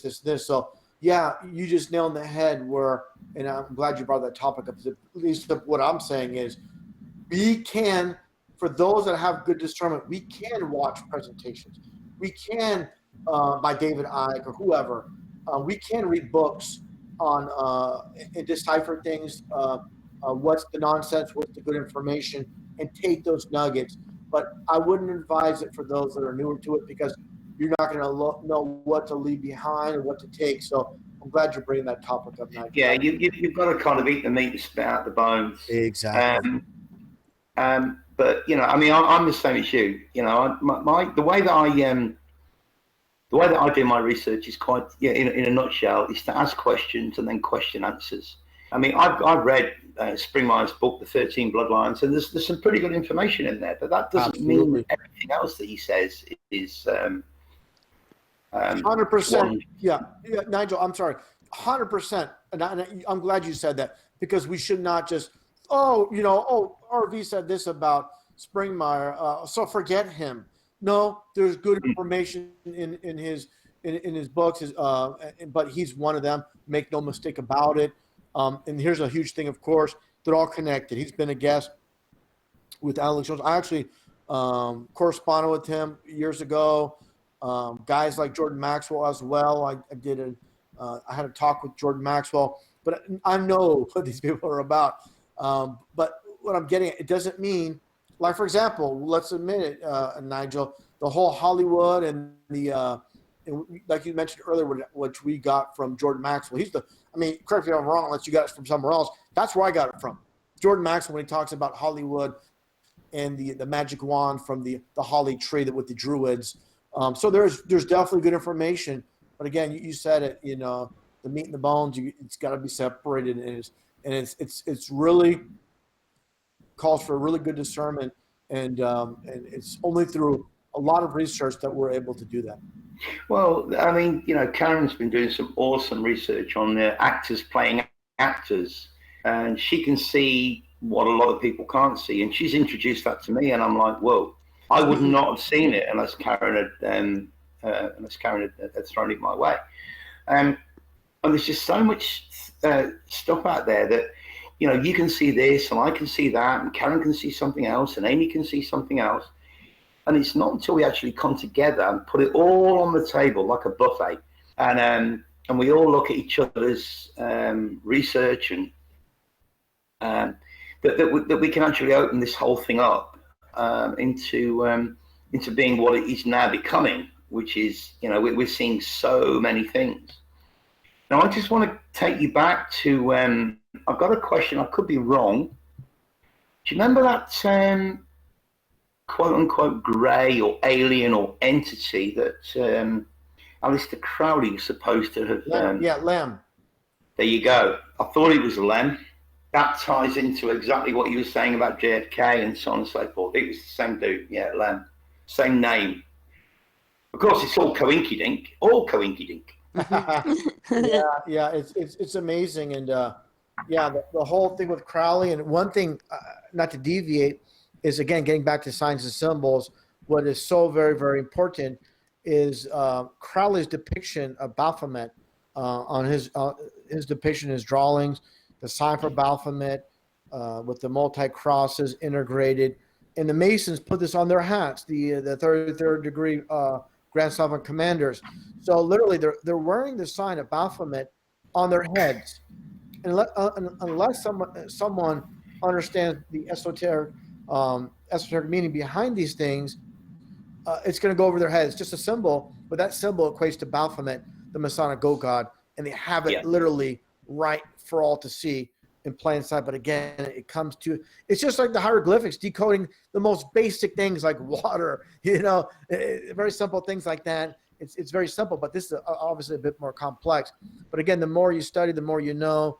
And it's like, and again, I said it before, the more we research, the more we know, but then we really, and I think it's a good thing, Nigel, what you do is you're very precise in your research and you're splitting hairs, but I think it's a good thing to do. I think that needs to be done to really, so people really get the point, and there's no misinterpretation of what's being stated. But definitely the signs and symbols, the dates, the colors, the numbers, like that. Like for example, jumping around here, like the Pentagon, 60 years of the day, the groundbreaking, September, the date, September, that one double digit, the 1941, 6 years a day from the groundbreaking to that event. It's just amazing. And people think, oh, it's just an amazing coincidence. These are coincidence theorists in my estimation. And a big thing is, I always mention that the groundbreaking for the North Building, 1968, the exact same year that the 9/11 calling system went into play here in the U.S. Just amazing enough, an event itself happening 33 years later on that one day. So if people don't understand, this is all scripted, made out to play out this way. Even the whole plan for the World Trade Center complex, that was drawn out. It was, and the date it was signed with Rockefeller was March 11th. March being the third month of the year, so you get your 311. So everything, Rockefeller numerology is 110. Each tower was 110 stories. So they're very meticulous Everything obviously by And design. people kind of seem to forget that they talk about the two towers, but when there was actually three, buildings 1, 2, and Yes. 7. Yeah. Which again, in my opinion, kind of relates back to Genesis 1:27. But what was I going to say? I've lost my thread now. Hey, Nigel, not maybe now, but in a minute, tell him about Jesus. We already did. Look, he already mentioned that. You must have been offline there, Karen. But he mentioned for the J and all that. But one thing I would mention about the towers and Building 7 is the numbers. And when you break down the numbers, always these guys don't do anything without numbers. Just remembered what it was. What I was going to say. Yeah. Which was what do you think about that, Nigel? I'll just jump in and I'll just say this and interrupt me anytime when you get to what your train of thought was. Is building number 7 was 47 stories, so 4 and 7 is 11. Each tower was 110. Remove the zeros in numerology. The zeros mean nothing, so they're both 11s. So you have 11, 11, 11, 33 when you combine all the buildings. And it's just really amazing. Here's something that people miss. Again, getting back to the Future, what I mentioned earlier. Remember the character needles, just like pine needles, just like the Twin Pines Mall, just like Biff Tannen. Tannen is for pine in German. So you have the whole concept of the pineal gland with throughout Back to the Future. But what I'm getting back with needles on the TV screen to the left, you see the globe, you see the bricks on the wall. But what I'm getting at is the date of Needle's birth. It was shown on the screen. It was in August, and I forgot the exact number, but it was the exact day where they placed the first steel beam in the North Tower. So literally everything is mapped out. And of course, Marty McFly, MM33, is wearing the dual ties. It's literally the sunbeam between the two buildings, like we all have seen infamous footage of the sun beaming between the two towers. And that's what he literally has on his tie as well. So everything is just so well drawn out, planned out in this movie. And it's really an amazing world that we live in. And we try to share these things with people, and they just, the thing is, again, it's such a long road to truth. And, if they haven't started with foundational things, all these things that we mentioned will just seem like just an amazing coincidence, or they just write them off as, it doesn't mean much. It's just a movie. And it's such a long path to go. And that gets back to, like I said earlier, those that seek truth will find it. These people are not, we're passing along truth. They're not seeking truth. We're trying to get people interested in seeing these things, but these are just things being planned, of course, but it's such a long journey. And all of us, we have to admit, we didn't get it overnight either. We can't expect these. No, we didn't. We can't expect these individuals to get it overnight either. So we have to be fair and just like, look, we know these people are not going to get things that we tell them now, but again, it's about planting seeds, and hopefully those seeds will sprout. And one thing before I let you continue on, Angel, I'm going to include the Newsweek article of the Amanda Parks. I want you to see it. I'm going to put it in the Skype chat, and I definitely, I don't know if you can share that, Karen. You can screen share that, but I definitely want to put that in there so Nigel, you can see it, and I'll let you go. No, she can forward it to me. That's no problem. Yeah, I'll watch it tomorrow. But a couple of Nigel, I'm sorry. It's just a screenshot that I want you to see. It's just a simple screen. I'll put it in the chat. Okay. Yeah, a couple of points that you bring up there. I mean, 11 is such an important number in this reality, and it was only after I woke up that I realised how the number 11 has kind of followed me around all my life, even right back to my birthday. My birthday's October 1, and then Karen's now beginning to realise that how important 11 is, because it's now she's kind of realising that it's popping up or popped up in her life ever since she was born. Because her birthday reduces to 11. So 11 is hugely important. But the point I was going to make earlier when we were talking about Crowley, Aleister Crowley had a little slogan, if you remember, and it was "Do as thou wilt." Yeah. Yes. Which basically means do whatever you want. Now, again, we're going into duality. We're going into the black and white, and so on and so forth. And having had such a long relationship with China and living here full time for 6 years, you could actually sum up life in China with that quote: "Do as thou wilt, providing you follow it up with just don't hurt anyone," because that really is life, daily life in China. You can do whatever you want to do, just don't hurt anyone. It really is that simple, and people just can't get their head around it. They can't grasp it because they've been indoctrinated into believing that China and Russia and I've said it many times, and I'll say it to you that I used to work with a guy part-time a few years ago from the UK, and he taught English in Russia for 13 years, and he loved every minute of it. He loved it.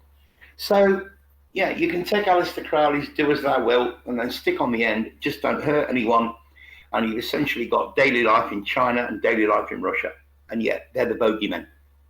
It's crazy. Yeah. Yeah, absolutely. And that's one thing I always mention. You're talking about Russia and the whole Cold War scam.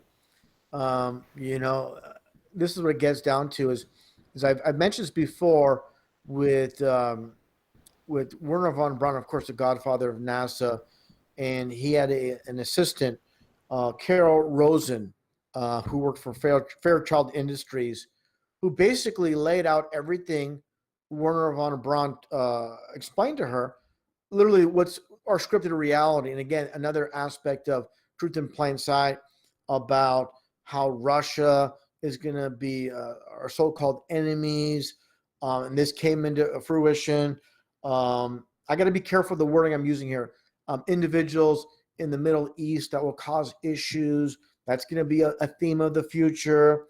And they went on along and talked about, and by the way, she's mentioning how while Werner von Braun's explaining this to her, that he's giggling, he's like smiling, talking about basically the script of what's going to take place, and going on to talk about asteroids. There's going to be asteroids, and then the final card, of course, we all know, and he says it with a chuckle, is the alien card, and Carol said, referring to Werner von Braun. And all of it is a lie. Yeah. And literally, when all else fails, that's what they're going to roll out. It's going to be a fake alien invasion. I put up a video on my channel, my new channel, the other day called Reality ? And you've got this quote unquote general talking about the VAX. Yes. And this guy, it's only a 2 or 3 minute video, and this guy is just smirking. The whole time he's smirking. You can see he's an actor. Mm-hmm. Somebody made a comment. I put it up on my other channel before it got taken down. And somebody actually made a comment and said that this dude, this quote unquote general, was an actor in Wonder Woman or something. And I said, thanks. I'll send a comment over to Karen, because Karen's really good at going down that particular rabbit hole. So I flicked it over to Karen and said, look, when you get a chance, have a look at that. But again, it's just all scripted. It's all a script. The whole thing is just a movie. It's a pantomime. Yeah. It's a play. We're living in a play within a movie, in my opinion. Remember that one song, "The Grand Illusion" by Styx. Don't believe what you see in the TV. Don't believe what you see on the TV or listen to the radio. It's someone else's fantasy. These words are implanted, and people think, oh, these musicians, they're given scripts, because it just makes it easier. Not scripts, but lyrics for music, because it makes it easier on them. No, it's out of necessity for the people that run the show, and literally, when people join the music industry, they have these visions of, oh, I'm gonna make my own music. I'm gonna perform. I'm gonna dress the way I want to. They just shape and form you, give you lyrics, and it's literally like American Idol. This is American Idol's been going on from the start, where you see all these so-called famous artists. Here's something I want to mention that's so something I've noticed in a music video that one in England, it was called the old gray whistle test. Yes. Yes, and Billy Joel was singing his songs back. I think it was back in 77, 78, whatever it may be. But what happened was he was talking about this song. It was called "Moving Out," and he goes, yes. They call it "Moving Up," but we call it Anthony's song. What do you mean we? Who's they and who's we? It's literally telling you there's people behind this.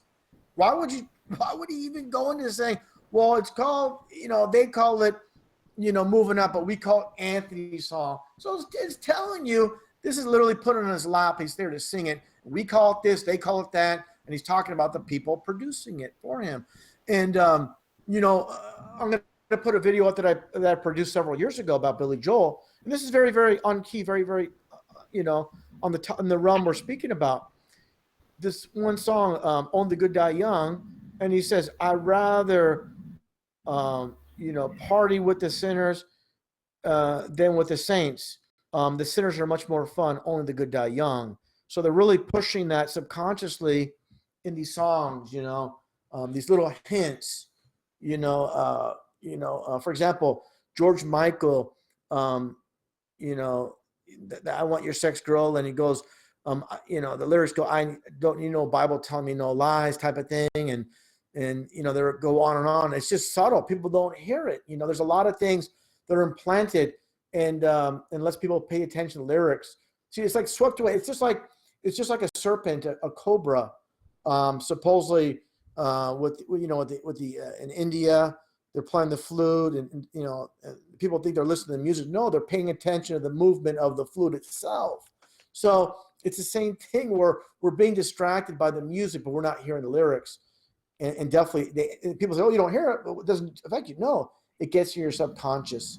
Just like Def Leppard, where basically says, they say between the song "Rock of Ages," we know who the rock is. That the rock is God. They're mocking God, and in between this one verse, you can hear the lyrics, "Jesus Christ, go to hell," and it's all right there in front of us. You can hear what I'm getting at is you can hear the song 100 times, and people don't pick up on things. And again, the subconscious is so very important. That's what they really want to get into. The subconscious, because the subconscious controls the conscious mind, of course. Well, you've only got to look at this. You've only got to look at this Lyris nonsense to see how they got into the subconscious. Yeah. People don't do any research. They essentially just believe everything that they see on the TV, and they think it's all going to go away. And I think, to be honest, Russian Bids, our biggest downfall, and what these parasites essentially play on, is that because people like you and I and Karen and Amy wouldn't do these the kind of things that these governments and these people are doing, we find it so hard to believe that they would do it, because you kind of, oh no, I can't believe that they do that. Well, you only can't believe that they do that because you would never do that. Does that make sense? And they do things, you hit the nail on the head there, Nigel. They do things that are so far-fetched that no one could imagine to be possible. Like remember Hillary Clinton collapsing? Clinton collapsing on that one famous date, September, and with the two ones. And here's the thing is, people were like, thought I lost my mind. I said, look, people, you don't realize that's not really her collapsing. That's just a mannequin. People say, "Are you out of your mind? Or you really lost your mind? What the hell's wrong with this guy?" And literally, what happened was, what was the big thing right after that? The mannequin challenge. And who was doing aboard the airplane with Bon Jovi? Bon Jovi being a 33 name. Hillary was doing the mannequin challenge shortly thereafter. After this all debacle went down, and it happened. Here's the thing: is Clinton being a 33 name, Clinton collapsing on that famous, infamous date. and being aboard the plane, doing the mannequin challenge, and this is what I'm getting at when I was talking about it being a man. You know, they're just putting a mannequin in play. People are just losing their minds in the chat, in the comment section. I'm like, you people don't understand. These people do things that are absolutely so ridiculous, so absurd that no one could go there as far as truth, because you think you lose credibility calling an mannequin. But you see the body movement. The head's pointing straight up. The head at no point goes like you know, if you're losing consciousness, you drop your chin. Your head would go down. At no point was the head going down. It was just, and the way the hair was flopping around. It was a mannequin, and we never seen the point where she supposedly walked up to that van. We just see the back of her, and those two people maneuvering this mannequin around. It's absolutely hilarious. It's just a psychopath behind the scenes pulling the strings. And really quickly, when I say that, people really need to understand when you have events like Anthony Weiner showing his wiener. It's a play on names. Sally Ride, the first supposed NASA astronaut going to space. Sally Ride, out of all the millions upon millions of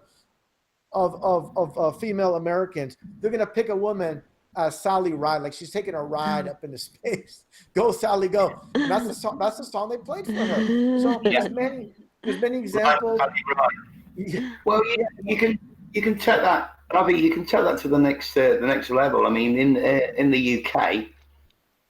During this Lyris nonsense, the three main players, you've got Boris Johnson, you've got Matt Hancock, and you've got this female policewoman. I can't remember her first name. Karen might remember, but her surname is Dick. So you've got Johnson, Hancock, and Dick. I mean, it's like, are you fucking real? Sorry, Karen. Yeah, why can't people They're just taking the mickey out of us, aren't they? The whole thing, you know. Yes. Just taking the mickey. Yeah. You know, Nigel, it's just like what happened in Orlando. I'm not going to mention the event in Orlando, Florida, but they had doctors. One was named Dr. Lube, you know. Another was named Dr. Perish, like people are perishing, you know. And they had a third one, Lube. They had Perish, and they had a third one. And he was a complete goofball. I forgot his last name. It was just a fun, just like along the same lines. I can't remember it, but I'll get back to it. But there's other events like the SFO, like Bang Ding Ow, Holy F, you know, We Too Low, you know, and there's many other instances where they have this plan names. Bernie Madoff, like he's made off with your money, you know. I mean, the ruin that's created is real, but it's the creation of it that put it forward is a fabrication that put this into play. So that's like everything they do. So, you know, just like you call it, Nigel, the Lyris, it's a fabrication, but the implications are very real. The fear is very real. The pushing of the V is very real. So, but you know, it's out of thin air. Literally, this thing is non-existent. It's unbelievable how the world is under complete hysteria over something that's completely non-existent. Do you remember that doctor? I can't remember his name. It was at the no, hang on. It was at the Captain Hook event, the Robbie Bobby. That's what I'm saying. It's Carver. Yes, Carver. That's it, right? Dr. And when he's kind of asked the question, and he looks at the camera, and he's got this big smile on his face, and he kind of bobs his head. He kind of bobs his head like he's being animated, and I'm like, what the hell's going on? Yeah. That's the one guy I forgot to mention. It was, and he talked about like the second floor, where there's kids in the second floor, but there's no second floor. That's right. And he said, "Oh, I got to check them. They're still up there. We haven't checked them yet. They're on the second floor." I'm like, you can do a press conference, just leave them up there. It's just unbelievable. And the other thing is the spinning of the neck. You know, they're asked. So what were these kids? Are we supposed to laugh at what's happening to us right now? Then are we supposed to laugh at it? Or? Yes. The funny thing is, he asked. Reporter asked, so what were these kids wearing? He goes, oh, they're wearing kids stuff. Yes. You know, We have no choice there but to laugh at it because we can see it for what it is. The sad thing is, we are so because we're good people, we are so desperately trying to help those who can't see. Again, this relates directly back to the Bible. Jesus helped the blind to see. That is what we're trying to do. We are trying to help the blind, the figuratively blind people, to see that this whole thing is just a joke. It's all a joke. Yeah. The joke's on us. Unbelievable. Yeah. And then you go out, and there's all those people wearing MASKSs, like, stay away from me, stay away from me, stay away from me. Oh, here we go. I found it. And this is something I covered. Okay. The doctors for Orlando were, again, like I said, Dr. Lube, Dr. Parrish, like people are perishing. And the last doctor was Dr. Cheatham. It's hilarious, and the whole entire time he's smiling. And don't forget that the one so-called victim was Angel Cullen. Like, he got shot in the buttocks. His name was Cullen. He got shot in the buttock. Oh my goodness! It's just a riot. It's just a riot. It's once you can see it, not only is it a riot, but it kind of gets boring. Because we can look at that and we can just walk away and go, oh my God, here we go again. But the crazy thing is that the sheeple can't see it. The norm is the baby truthers, they can't see what we can see. So for us, it gets boring. Karen and I were talking the other day. Well, we talk every day, but we were talking the other day. And we were just saying that how this Lyra's narrative now, it's just so boring. It's like, what did I say, Karen? Change the record. Please change the record. Because we are just getting so bored with this same narrative. Pound, 24 hours a day. Pound it. Even worse. Let me jump in here. It was even worse several years ago with the nonstop, I'll call them bang bang events. They were nonstop. It was literally the same script, just a different location and different actors involved. It was literally the same thing. Oh, talking about mockery. One event I covered was at the Bunny Park Ranch. Bunny Park Ranch in Louisiana here in the U.S. And they showed these supposed bang bang victims. It was just a big drill. They showed emergency workers, hands in their pockets. They showed these actors on the ground. This one female, she's all dolled up. She has her two hands between her face in the concrete. She doesn't want to get her face dirty, but supposedly she was the bang bang event. What's going to happen. So what I'm getting at is, nothing about it looked real. People milling around, no sense of urgency. And at the very end, they roll the credits. And the man that filmed it, his name was Michael D. Mocker. The Mocker. Mocker. Oh my goodness. I remember something quite recently. I think it was last year, before all this Lyra's nonsense started.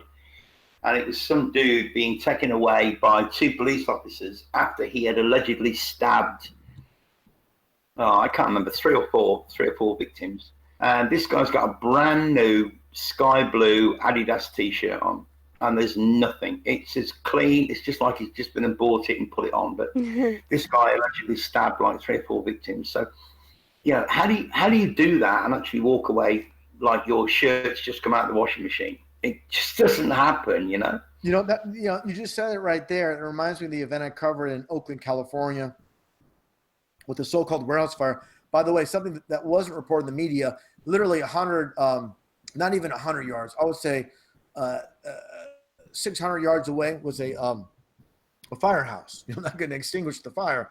Supposedly all these people, was first announced local, not only local news, but throughout the U.S., the world, that 33 people supposedly passed from it. But what I'm getting at is one of these individuals said he ran in to save people. He was wearing a jacket. He showed the back of his jacket where it was all burnt. It was all burnt out, and you can see the insulation, this, and this. But one thing I found interesting is the individual had very long brown hair.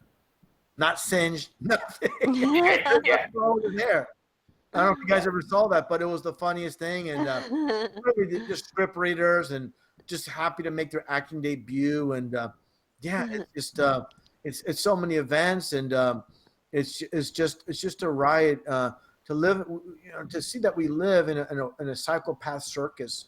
And that's literally what's happening. It's like an SNL skit. This whole world is like a giant SNL skit, but with of course, very, very big implications on people's lives, their mental ability to do things, to think, to function in society over so many things based on fear. And I always tell people, if you're living in fear, you're not living. And literally that goes back, that gets back to the saying, there's nothing to fear but fear itself. Yeah. And that's exactly those behind the scenes pulling the strings that I'm sure came up with the whole concept, nothing to fear but fear itself, because they're the ones creating the false fear. Here's the thing is, it's like the movie Wizard of Oz. It's basically an analogy of all of us living our life, where we're going down that yellow brick road, and at every turn we're scared of this, scared of that.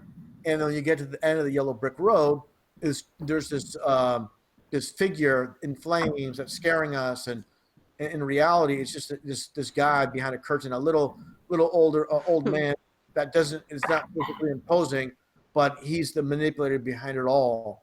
And it's just like the people behind the curtain of this world. It's the same concept. Well, just to, if I may, just to interject here and throw out a totally useless piece of information that might resonate with some people. I mean, again, this is a useless piece of information, but the phrase "fear not" appears in the New Testament exactly 365 times. Wow.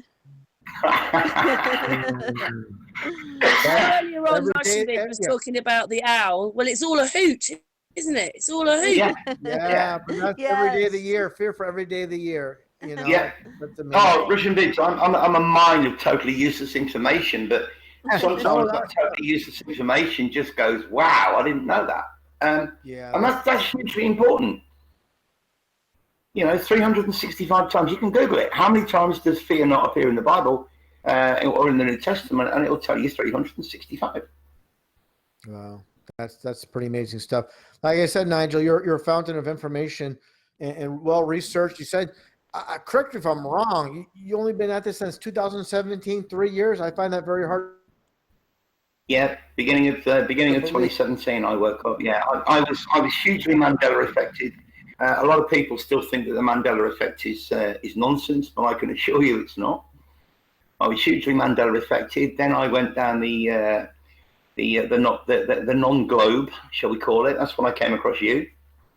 And ever since then, I've been down every rabbit hole you can possibly imagine. As I say, I've written 3 books. In fact, my 4th book should have been out in February, but of course this nonsense came along, so that's been delayed because I'm still adding to it. And thank God I am, because there's a whole chapter that I'm going to write on the Great Mortgage Fraud, the podcast that Karen and I did the other night. And so much more information to put in this book. So again, it was obviously delayed for a reason. You know what? I got to jump in here because I'm going to be very blunt and honest. People know that I'm not a Mandela guy, but something happened recently that made me think, what the hell's going on here? There's, of course, the famous rap band in the U.S. called Run DMC. And just recently, one of the members was supposedly through a Bang Bang event is gone. And I Googled and went to Wikipedia. I remember vividly another member several years ago through a similar Bang Bang event was gone, and he's still alive. I'm like, what the hell's going on here? Oh, wow. I am not joking. I'm like, and I remember the guy. He's the one throwing up the devil horns in the Wikipedia. I'm like, he's still alive? They said he was gone. And now another one they say is gone.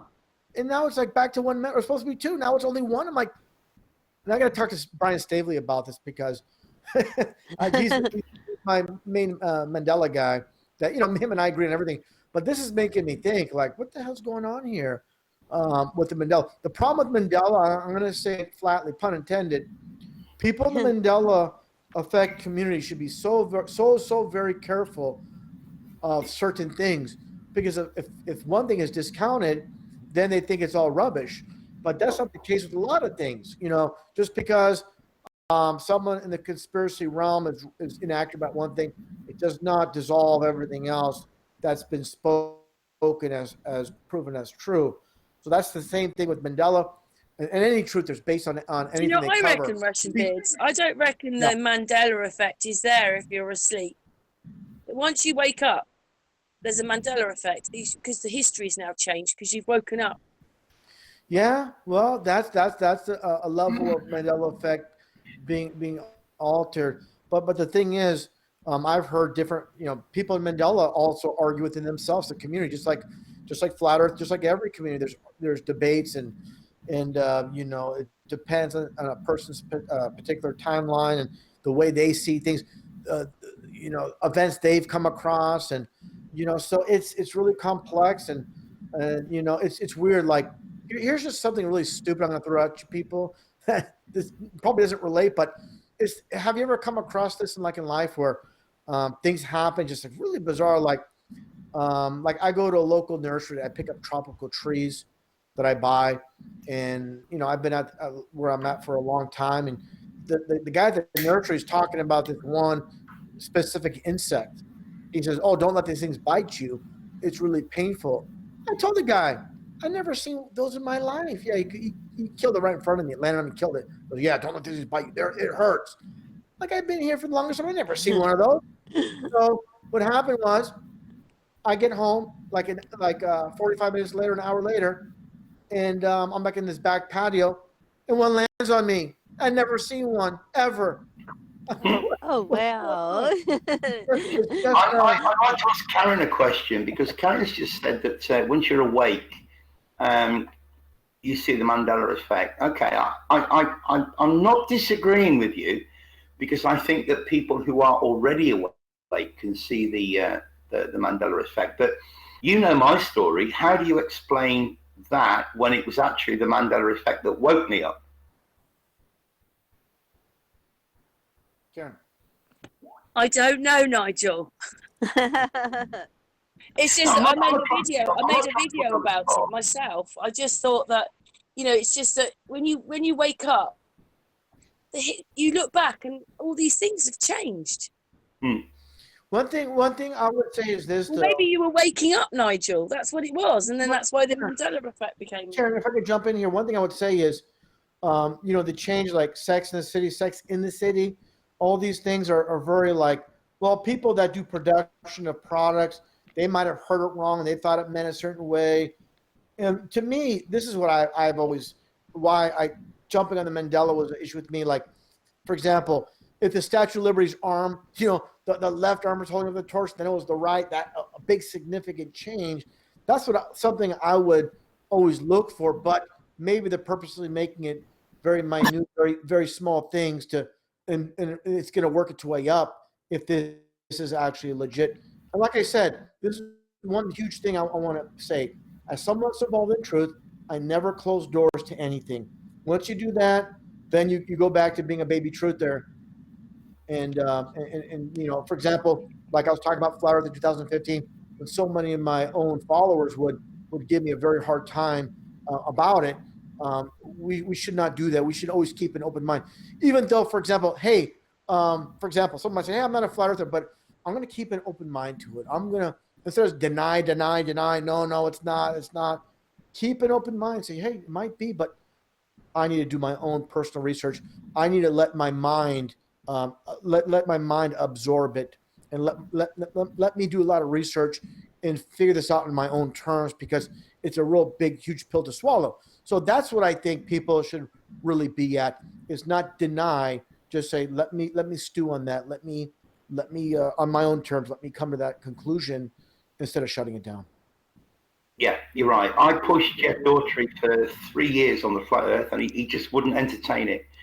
And then 3 years later, he's full on flat earth. Well, so I just kept chipping away. I got to jump in here because I'm glad you mentioned that, because I had major issues with Jeff Daughtry, because I had a video talking about flat earth, calling it the satanic deception with the ball earth, and he took my video, didn't contact me directly, and like I said, I had over 500,000 views. I had almost 600,000 views back in 2015 or 16, and he was ragging on my video. And now, of course, he's a flat earther now. But what I'm getting at is you, Nigel, being on better terms with him, being able to communicate back and forth, and also David Weiss as well. He's coming to the conclusion. So what I'm getting at is you, Nigel, and David Weiss talking to Jeff Doherty. I've come across people that said for 2 years, this one guy in my chat for 2 years was ragging on me in a friendly way. It depends how they do it. He was doing it in a friendly way, giving me a hard time about flat Earth. It took him, like, was it a year and a half, 2 years before he became a flat earther. So if someone comes up on in my comment section and they're being very harsh, name calling about flat Earth, I'm gonna just delete them. But if someone's gonna do it like, hey, I love your work, but I don't agree with you here, I'm not gonna remove them. Do you know what I think it is, Russian Vids? It's because that whole thing, that word you've just said, it's not just about what we're living on, it's who we are as people. It's the whole thing. It's how you want to live your life. It's all of it. Because once you wake up, it changes you. Well, here's the thing is, Karen, I'm gonna be concise with this. The duality aspect of explosion from nothing to creating everything. Explosions don't create things, they destroy things. So this is another form of duality. And I said it before, old Earth versus young Earth, duality. Distant sun, large versus relatively small and close, duality. Everything, Earth spinning, the ground moving or the sky moving, duality. Everything's based on duality. In the Bible, birds before reptiles. In science, reptiles before birds. Dry land before, oceans before dry land, or the opposite. So this is all science versus biblical duality. This is a very, very important key aspect that I really, really hammer the point on A to Z duality on what we're taught. And the thing is this, what it comes down to, when it comes to so-called truthers, what I call baby truthers, they want to sound reasonable, logical. They're worried about what the people that are not involved with truth are going to think of them. So they'll mention things that are obvious, the moon landing, the event in New York, but they can't jump aboard these very, very huge and important truths. And again, this is foundational stuff where, the flat earth is the foundation of all lies that we're going to need the V because we're just a cosmic accident. There's no creator. So we need to create our own things for us. God is government. For the liberals, for example, that is their God, the government where you get closer to the right, the further you go to the right, the further you get closer to the truth. But people stuck on Trump are still going to be deceived. So you got to go from the far left to the very far right. And again, if you're following the crowd in this world, you're going in the wrong direction. But again, the foundation of all lies is the spinning ball zipping through space. And once people get that, they can get everything else. And again, it's not about the shape. It's about the implications of the shape from an explosion from nothing. If people understand science, of course, the reason this so-called ball Earth constantly spins is from the initial explosion. That's why all these so-called planets spin. Some spin in different directions, supposedly based on their location from the explosion and the way everything was shot out. So these are things that are foundational things that people need to understand, and that should lead them to the Creator. I totally agree, and I think the biggest takeaway, and I would be very, very surprised if all of us don't agree on this. I know Karen will agree with me on this because we've spoken about it at length, and I mean at length. And to me, I think the biggest takeaway from all of this is that we need to understand who we are.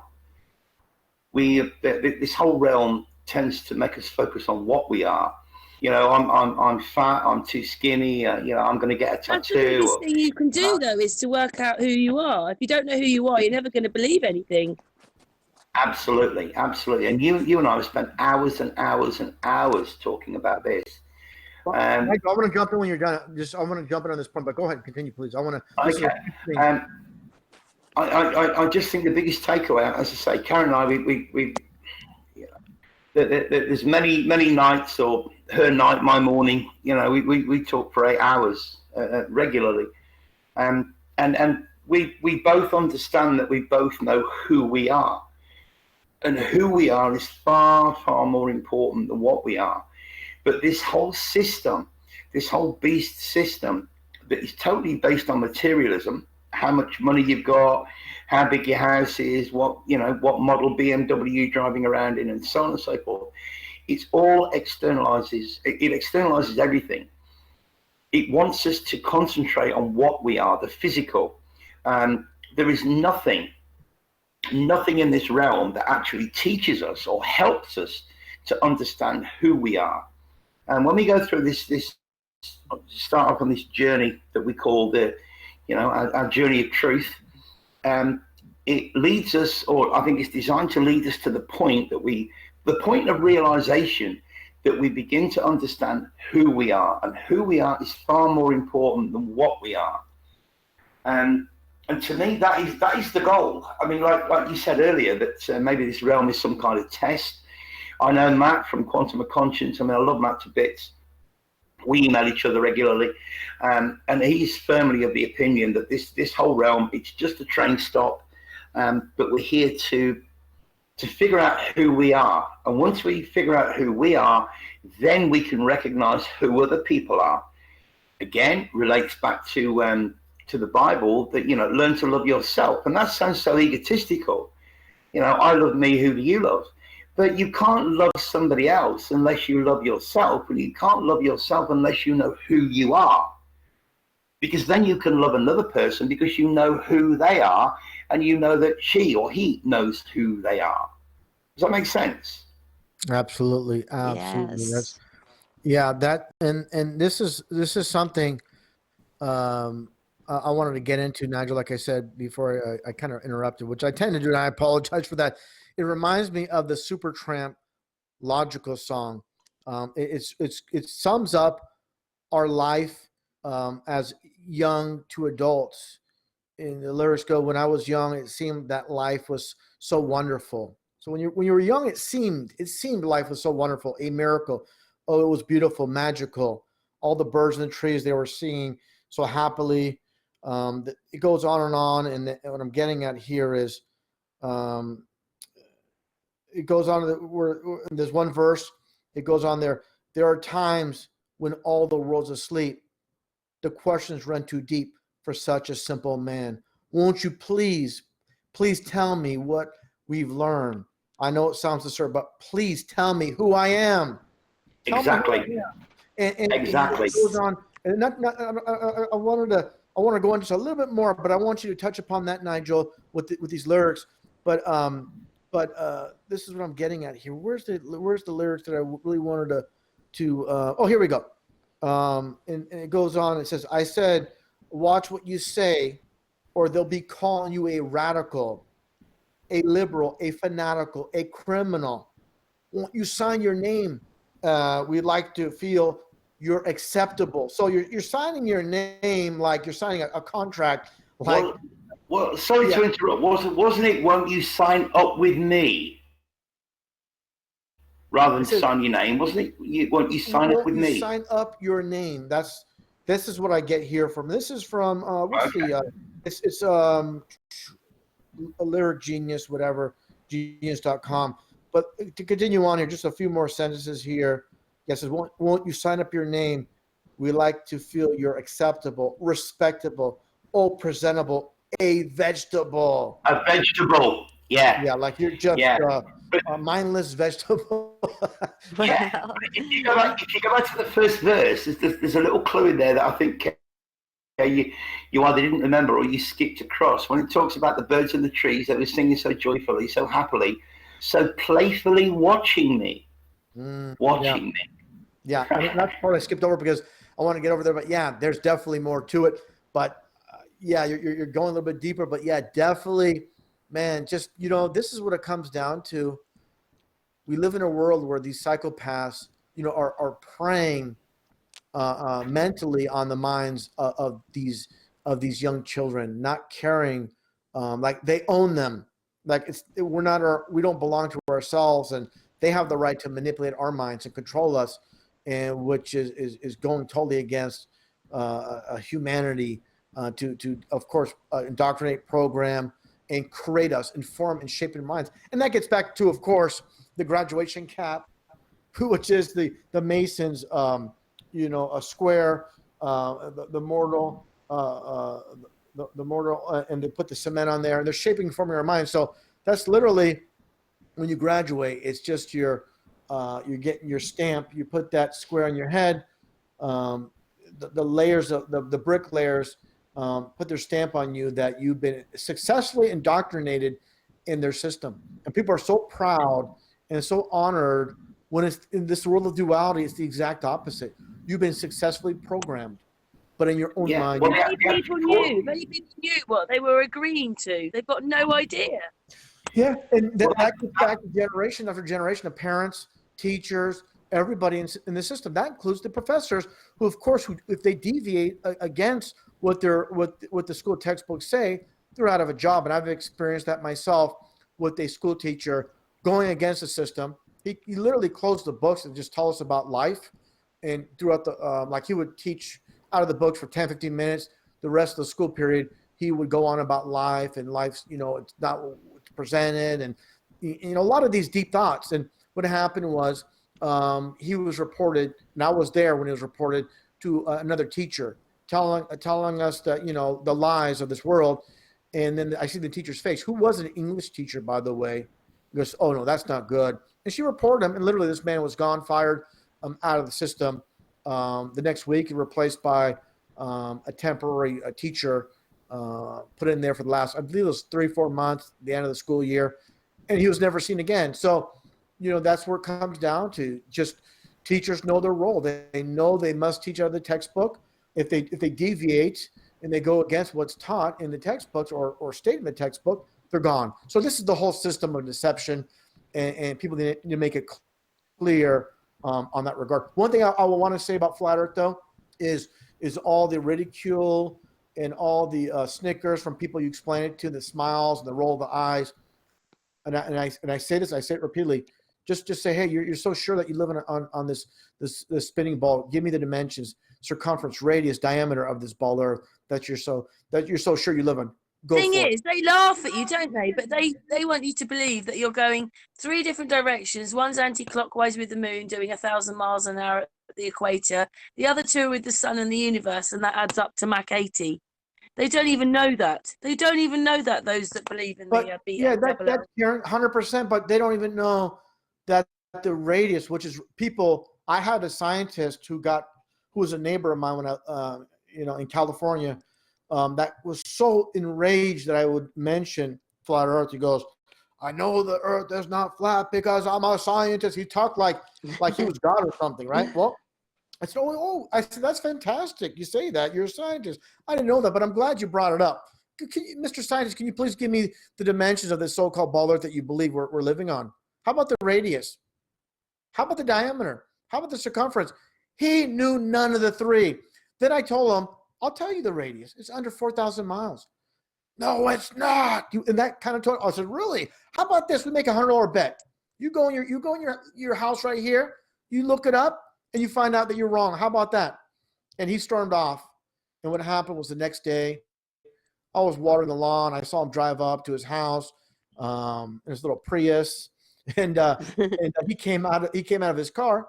He walked up to me, didn't mention flat Earth, didn't say anything. He was the nicest, most gentleman man you can imagine, so very polite, but without saying it, it's his way of saying I was wrong, without saying I'm wrong, because he was so sure that I was wrong when I said it was the supposed dimensions. And it varies a little bit depending on where you Google it, but through Google, it's 3,959 miles, the radius, which is ridiculous to live, and we live on such a dinky little ball with this radius. So what I'm getting at is even the most educated man, so-called they don't know very much at all, do they? No, that's what I'm getting at. What I'm trying to spit out here, Karen and everybody else, is adults, so-called adults, are actually just larger children in this world full of lies.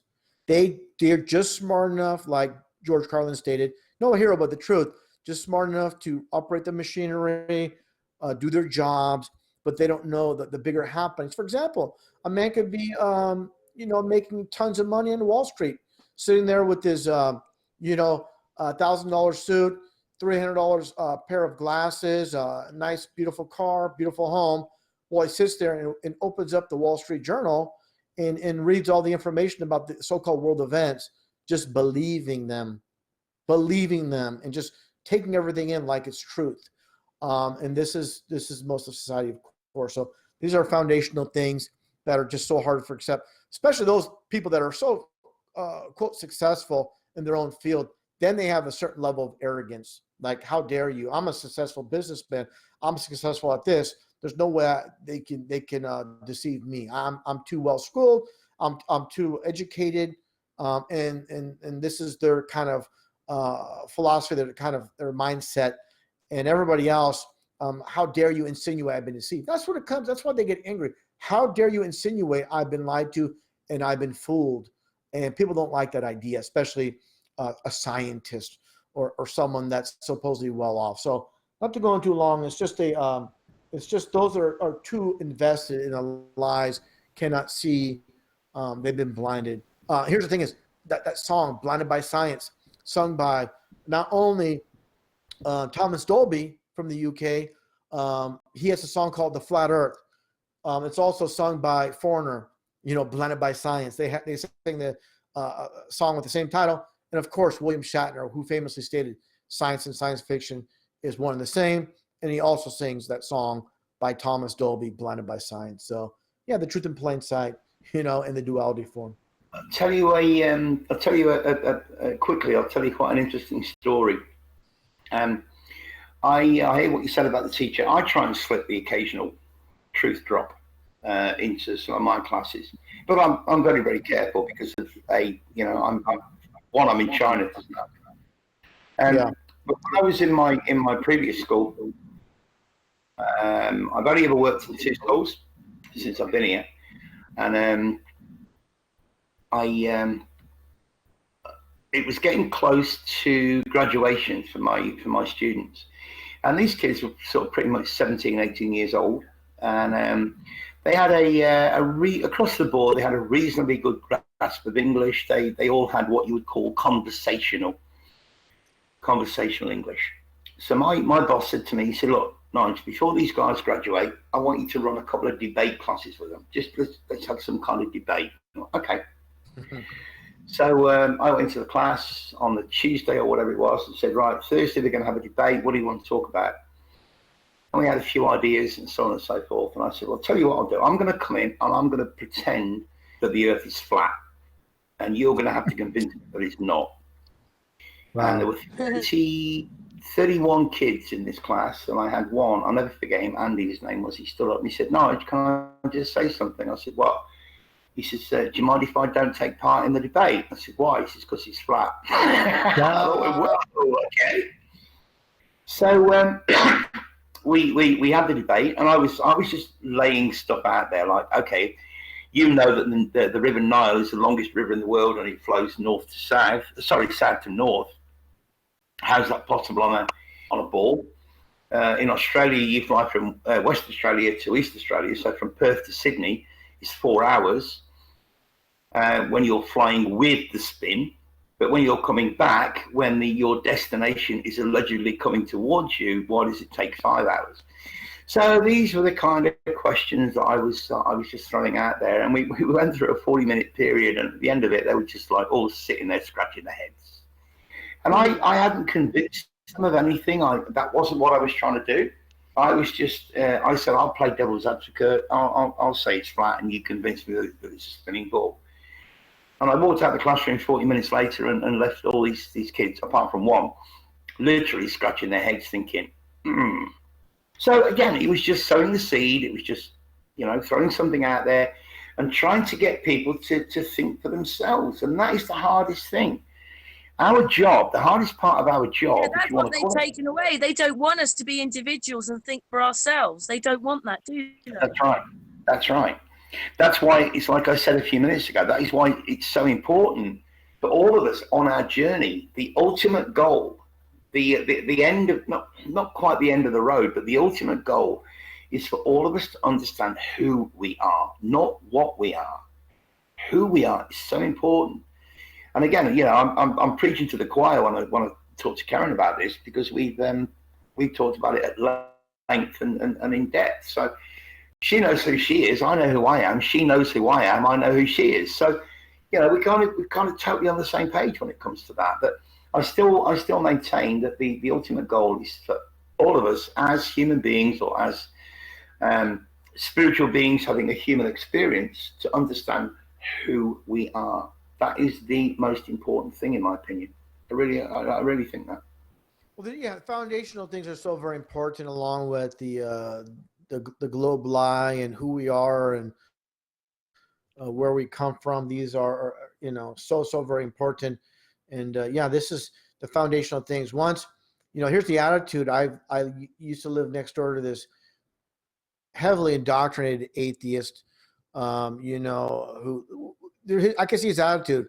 Literally, we just live, we die, and that's it. So with that kind of mindset, that's foundational. Then you don't give a damn about any repercussions of what you do. You're not worried about your afterlife because there is no afterlife. So there's and there's no motivation. You just live, you die, and so just enjoy your life while you're here. It's all about enjoyment. Go drink that beer. Go watch your favorite sporting event. Go to the music concert. Anything of pleasure. And there's nothing to work your way to build to, and that's the motivation for people that believe in an afterlife. Is you're motivated, you have something to shoot for. You have nothing to shoot for, your whole stance of life is different. And I just see a lot of isn't that what now is about though, Russian Bits? Because they're taking all hope away, any future away. That's what they're putting the wall up now, aren't they? Yeah. In people's minds. Yeah, and the thing is too is again, we have to have the attitude, we do not know it all. That's just being honest, and we know we're being lied to on a grand scale. That's the foundation, because again, once we claim, I got this huge puzzle, and I got all these everything put together, and I know exactly what's going on. When you do that, now you paint yourself in a corner. Now, if new information comes to find out, I was wrong about that. Now the pride comes in, like I can't admit I'm wrong here as a truther, because if I do that now, people that follow me on my channel, they're going to think, I have less credibility because I was wrong in this aspect.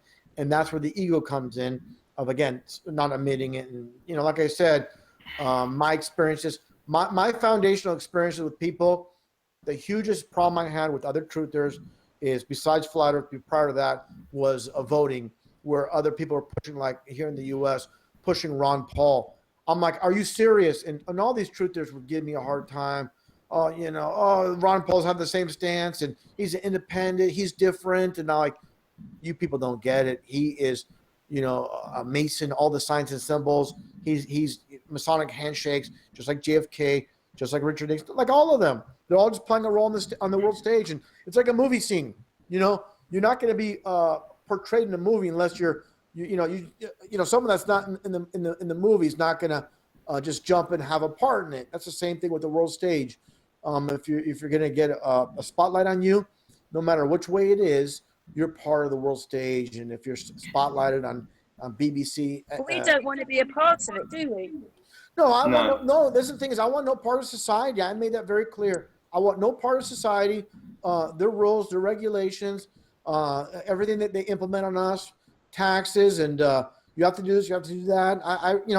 This is why I give Trinity 4 Dave a lot of credit. He's put himself in a position where he's living off grid, where he doesn't per se, for the most part, living off the rules of society that we have to undergo. And if things get really bad, like we all foresee in the future, the slave system, you're not ready to embark on that. It's going to be a very, very hard transition to going from on grid to being a slave on grid, or being off grid, where you're going to be somewhat free. It's not an easy life either, but everybody has to do what's right for them in their position. It's not easy to do that, to take that route. So again, I'm not telling people what they have to do, what they need to do. Everybody's situation is different. You have someone elderly. This is coming together spiritually, though, isn't it? Yeah, absolutely, and I agree on that. But the foundational thing is to not partake in society. Here's the thing: is if this is why we do what we do. if enough people are awake, they couldn't get away with what they're doing now. This is why. I agree. This I agree. Yeah, thanks, Nigel. I have a question, if Sure. you don't mind, and I want each of you to answer this in turn. I'm going to start with Amy because Amy's been really quiet. Then Karen, and Avi, I'd ask you to come in last. And maybe you'll understand. I don't want you to influence the girls, basically. So we're talking about the importance of flat Earth right now. I don't want to detract from how important the flat Earth topic is, but my question is this: as we learn more and more, and as we understand more and more, and as we gain more and more knowledge, do you think that the flat Earth, although important, actually becomes less important in the big scheme of things? Amy, what do you think? Well, no, I think it still remains very important, because that's the foundation of where we live. You know, that it is a flat earth, and I don't think that we should minimize that because that's the very foundation of where we No, sorry. live. Let me clarify. Then I don't want to try and infer that we should minimise it. But what I'm saying Okay, is, what I'm saying is, once we understand, once we learn about the flat Earth, that becomes like being number one, so right. important. But as we learn more and more about who we are, about what this realm is, how do you think that the topic of flat Earth kind of fades into the background just a little bit and becomes not so important? It's like been there, done that.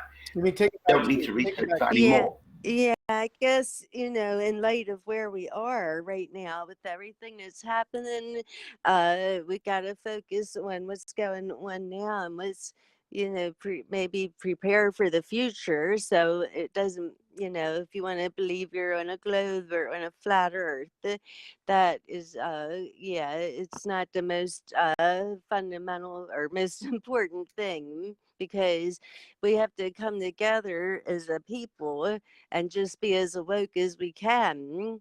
And because we're in for serious times, and Russian Viz was saying about the fear, and I don't want to have fear, but I'm really struggling not because I'm afraid of the virus, but because I'm really afraid of what is happening. I do have fear. I struggle with it and try to put my faith in the Lord, but it's fearful for me every day. I have to make a decision to get up and face the day, knowing what I know and seeing the reports of what's coming out. And sometimes I wish I didn't know as much as I knew. So I guess what I'm saying is that right now I think that it's just important to wake people up to like what's going on with this virus, and also just understanding of how like with the I call it the pile of tricks, Karen and I call it, because the politicians are puppets for, the families, the Rothschilds, Rockefellers, and all that. And people need to understand that. So, yeah, focus on those issues, I guess I'm saying. Okay, that's a good point. But you were talking about politics. I'm going to throw this in. Not that I want to detract from the question, but Right. don't know if you guys noticed that. I think it was yesterday. Scott Morrison, ScoMo, the POS, who's the Prime Minister of Australia, was wearing a mask, a face mask, and it's got it's the flag of Australia, but he was actually wearing it upside down. And a lot of people looked at that as symbolism, as in like help, but I don't know. Wow. Karen, what do you think? What do you think of the significance of the flat Earth once we become to realise all the other things about this realm? Amy, I feel like Amy, like first of all, you hit that and that wakes you up. Well, reminds you, wakes you up. But when it comes to it, there's all these other aspects now you have to, history, the politics, life. how this place works, and everything else comes in. It's other things come in, other things become a bit more important to work out as well, because we've got to move on. We've got to move on together, and people need to wake up more to move on together. And unless you've looked at some of this stuff, you're not going to move on together, are you? No, Right. I totally agree. What do you think, Harvey? Yeah, just have myself on mute for a moment there. I look at it this way. It depends on someone's circumstance. As a video creator, I cover so many topics. I try to be well-rounded as an individual and as a truther. I don't want to be one-dimensional. This is foundational things. I think it needs to be, as a video creator, it needs to be repeated, and I need to be repetitive about it. But there's other things as well. There's no doubt about it, because if we just stick on flat Earth and we don't discuss other topics, other things, it's repeating the first grade as a truther. Constantly. We need to go beyond that. But again, this is so very important when the masses, the majority of them believe. We've got to work on how to go on together, haven't we? Now, if you, Karen, thanks for homework, jumping in, Karen. You're answering for me. Yeah, that's 100% right. You just said it. Thanks for jumping in there, because you just said it right there. Sorry. No, I'm telling you, you just said it right there. You just said it for me. But I appreciate you jumping in there, and no worries at all. Because I listen. How can I complain about anybody jumping in? That's all I do. No worries at all. This is a fantastic conversation we're having, Nigel. And again, I think it's this simple. It's like, anything else in life. Again, we have to not be so strong in one department. We have to be well-rounded, just like every body part. If you work out, you can't just work up your upper body. You got to work on the legs. It's everything. The whole worldwide system needs to be exposed. But the reason we're focusing on flat Earth is a reset for all individuals out there, young and old, to understand this thing is is, the sheeple people have taken everything for granted and think that they're learning everything off the television. It's about not taking everything for granted and to work it out for yourself. Here's the thing is, I've actually spoken with someone that's been in the military for like 20 years about, for example, flat Earth. And I'm going to get back on topic, but just seeing how people are. The program is right in front of them, and they don't know. The program don't know their program. The deceived don't know they're deceived. He's literally regurgitating things he cannot prove in the real world. And I explained that to him. And he cannot wrap his mind. And I told him, I said, look, you've been programmed 40, 50 years, however old you are. I don't expect you to get it right now or today. I'm just planting seeds. Maybe you'll never get it, but there's a lot of things you cannot answer. And one thing you couldn't answer, again, was the radius, circumference, diameter. And this is someone that, travels the world. They're part of the military, the U.S. Marines, and they're their upper level. And literally, I had them tied in knots. All they had was regurgitation and somewhat ridicule. Like, I cannot believe you actually believe it, that kind of thing. But I'm like, I can't believe you believe you live on a freaking spinning ball. But I don't want to deviate too far, Nigel. I tend to do that. But the question is, and I'm answering it. We do have to move beyond that. But once more people jump aboard these foundational things, it's like why I gave Jaron and David Weiss a hard time calling them baby truthers when they're taking calls from people, or they go on. I've seen them go on live streams, talking to famous people about truth, and then they bring up voting and we want Trump, and I'm like, David, offline, I'm like on the cell phone, David, why don't you tell those guys that votes don't count? What are you doing? Oh, well, I don't want to. I was like, no, you got to set these people straight. When you wake up, you don't want them either. You're not a red or a blue. That doesn't make any difference. If you wake up, you don't want any of that. Yeah, the thing is, right. my position is this: is I'm okay with everybody until they give me a reason not to be okay. And when people are pushing nonsense and taking calls about who do you think is going to be in there, and they're pushing, I want Trump, and not correcting your own caller, saying, look, we're truthers. You're talking about how you want Trump to be part, and Jaron's not correcting this individual who's calling in. I would be the first taking a call like, look, I appreciate your calling, but you do understand votes don't count, and these politicians are merely puppets, right? This is foundational things. That's why I got a little teed off, and I called Jaron and David Weiss, baby truthers, and this kind of thing. I don't want to get too far into that. That's for my channel, not for here. But this is Nigel brought up the Baby Truther Talk, which I coined the phrase about 3-4 years ago about people. But I'm really pointing at, and I hate to say it, pointing at people that are involved with speaking to the public, involving truth. How can you be someone representing truth when you're basically pushing, like a friend of mine, Alex Stein, Conspiracy Castle, he talked about it on his channel about how he went out and voted for Trump. What is going on here? What is wrong with you? You're sending the wrong message. And I'm tired of it. And that's why I have to stand up for someone that's been at this for the longest time. I can't sit back and not say something about it. And maybe I'm out of place, but I don't think so. I've been at this longer than these people. And, I've been on their shows, been on their podcasts, talked with them on good terms. But I think it's the blind leading the blind when we do things like that. And I have to say something. Russian, you can't see her, but Floss is with you. She's here and she's with you. Oh, I want to see her. Where's yet? Oh, little Floss. The reason for me asking that question, and thank you for all of your the way you answered it, and Arby, Karen, you both, and Amy, all three of you're both kind of spot on. But you see, what we have a tendency to do, and at some part in our journey, we've all been stuck in that rut. There are many good channels out there. I mean, like, for argument's sake, let's talk about Stabley for a minute. Brian Stabley. I've emailed him and Karen B and said, hey, you want me to come on? And, they know all about me, but it hasn't happened yet. But Stabley is really good on the Mandela effect. Karen B also, but she's now going down the multiplication, buildings and so on and so forth.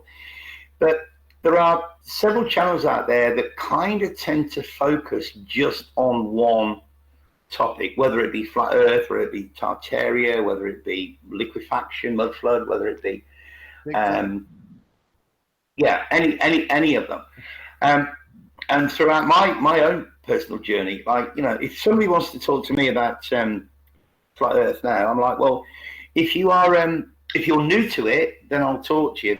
But if you're a flat earther, for want of a better name, I'm not going to sit and talk to you about flat Earth for an hour, because you already know, and I already know. So now, to us, it's not important. There are more important things. There are other rabbit holes, and there's other information to research, and so on and so forth. So I think a lot of people tend to get stuck down one particular rabbit hole.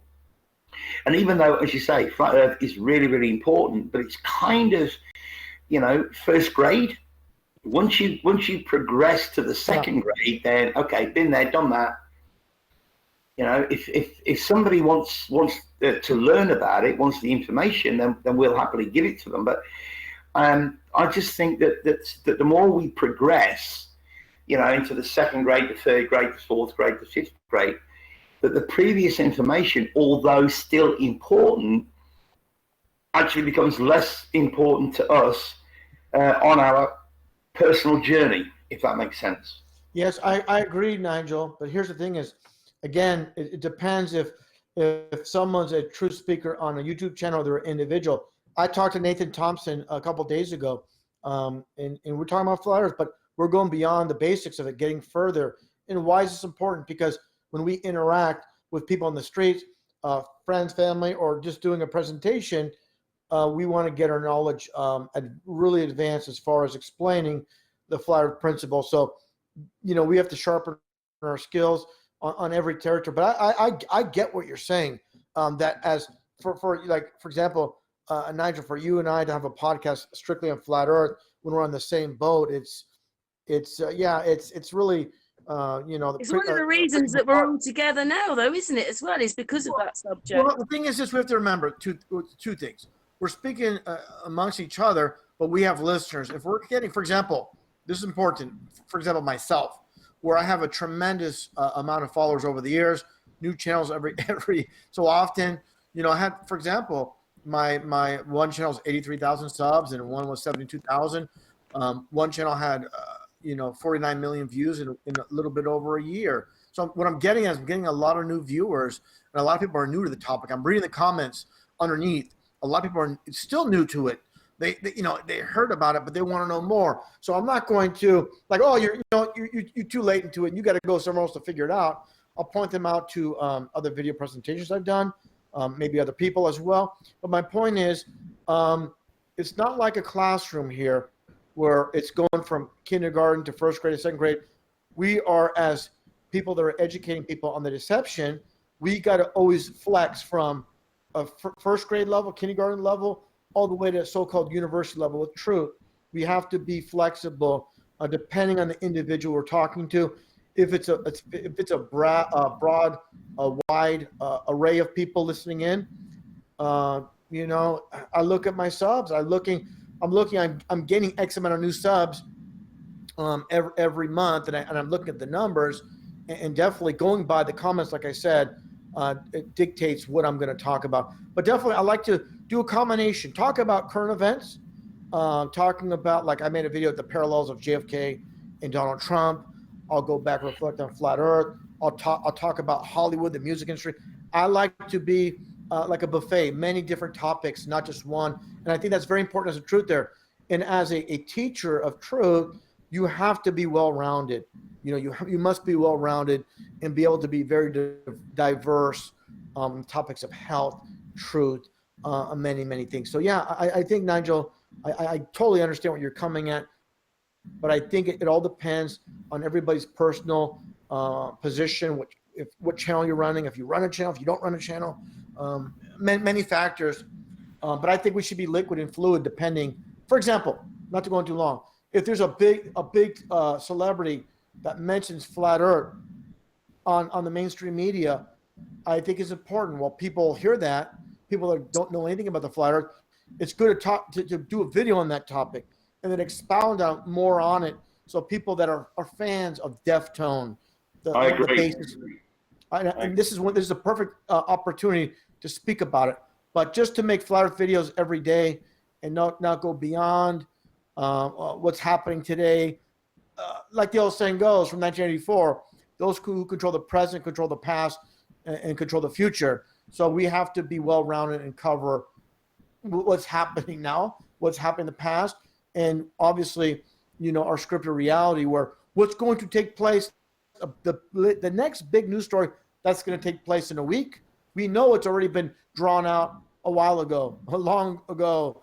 It's like you said, Nigel, it's like a big movie play we're in, and they're producing it. As we speak, they're producing what's going to be presented on BBC or CNN or Fox News, what's going to be shown not only in a week, not only a month, literally in 2 years, 3 years, 4 years, just going back in time. All the predictive programming that went back 60 years. So this is how far drawn out. It doesn't mean they can alter their script, just like a screenwriter might alter the script, making fine-tuning it. But foundational things are planned well in advance, where it's all going to lead us. I agree. I guess the point I was making, I mean, you're perfectly right. If you and I to come together and do a podcast on flat Earth, it's just pointless. But without blowing smoke up your backside, I mean, you are highly regarded out there as being one of the quote unquote gods of truth, and yet during this podcast, little old me, I've come along and I've thrown a couple of curveballs at you, and you've just gone, oh shit, wow, I never even thought of that. I never even realised that. So we've all got something to offer. We're a puzzle. Well, I'll just say this, Nigel, real quick, Nigel. I'll just jump in. I'll say this: a lot of people in my position, they wouldn't do that. They don't want to sound like they're like, oh, I already knew that. Oh, I know that. I'm just being very honest up front, and I know for a fact how people are, even involved with truth. There's a lot of ego, and that's different. I'm like this. I'm just a regular guy doing this. I'm humbled by people say, "Oh, you're the Godfather of truth," and all this stuff. But I'm just a regular guy, and when I talk to people, it's like this. If I talk to the garbage man, the rubbish man, or I talk to someone in a business suit, I'm going to treat them the same. So I agree. I'm not looking up and down. The only thing is, Can I just say one thing? I really don't want to end this conversation because I know you're really enjoying it, but we've been going for 3 hours now. Yeah, I just need to finish this, Karen, real quick, and I'll be done. is what I'm getting at. And you interrupt me, I was going to say something very important, Karen. It's okay. But what I'm getting at is this, you know, I'm just being very honest. If I know something, if I don't, and I think that's the right attitude to have. And one thing I'll say is definitely, as someone that's been involved in this a long time, I do hold people that have larger followings, that have a large influence on people. I hold them to accountable, because when they're talking about votings, like if I don't care if it's ODD TV, who I'm on good terms with, or anybody out there that's pushing nonsense that's pushed up by the media is real, I'm going to say something, because there's a lot of people that you're bringing back to the mainstream media with votes counting, all this nonsense. I just want to say that real quick before you. I want to say I totally agree, but I guess I was kind of going around the houses to kind of suggest or make the comment that none of us know it all. We're all learning, and the thing is, when we come together on this type of forum with you, me, Karen, and Amy, and we've all reached a certain level of understanding. I'm not saying that we're better than anybody else or any of that nonsense. All I'm saying is we have reached a certain level of understanding, and even at this level of understanding, we're still in a position where we can throw something out and that maybe other people haven't heard of or other people haven't researched. I mean, Karen put this awesome video about the Barbarous ships. I mean, what the hell? Never heard of them. She hadn't heard of them. She stumbled across it. She put it up there, and we're like, whoa. So I think every one of us has got something to offer, even at our own level of learning or level of research, because our paths are all, although they're intertwined, they're all kind of different. Yeah. Yes. Nigel, I'll just jump in real quick, and I'll just say this before we let you conclude. I'm going to be done with what I want to say is, I'm going to say this. I get people messaging me on different platforms, sending me stuff. 99.9% what people send me, I already researched, I already covered. People send me things, again, that I know covered. But what I'm getting at is today, you brought up some things, which rarely happens in a podcast, where something totally new, a different perspective. And that's why I really appreciate speaking with you, Nigel. And sometimes I apologize, I interrupt, because the reason I do that, I'll lose my train of thought and I'll totally forget what I was going to say. Yeah, well, I do the same thing. But, but I guess that was the whole point of my making that comment, is that, I found myself in a situation here tonight where I'm talking to the guru, the Russian vids, the guru. And I don't mean that in any derogatory way. I'm trying to be respectful. No worries. And I've still thrown a couple of things in your lap, and you've kind of gone, whoa, I didn't know that. I haven't heard that. And what I'm saying is, I think that all of us have got some level of that to offer to each other. This isn't talking to the baby truthers. This is, now we could do a podcast on this kind of level where we're talking to the higher level truthers. And if you're a baby truther, you're not going to understand it. But on the flip side of that, if ever you want to do a just not necessarily a truther kind of podcast, but if ever you want to hit me up and say, hey, let's get together, tell me all about China. Because everything that people have learned and been taught in the West about what China actually is, about life in China, about everything, is wrong. Now, again, it's getting more into the deception, the lies, the BS, and as I say, in the past, interviews or podcasts that I've done with people that have got 50, 60,000 subscribers, they've had more views on the truth about China kind of. They've done that to all of us, haven't they, Nigel? Really? Yeah. They did propaganda in each country. They have. I mean, when I did the first one with Jamie from A Plain Truth, he sent me an email 2 days later, and he went, "Nigel, the views are off the charts.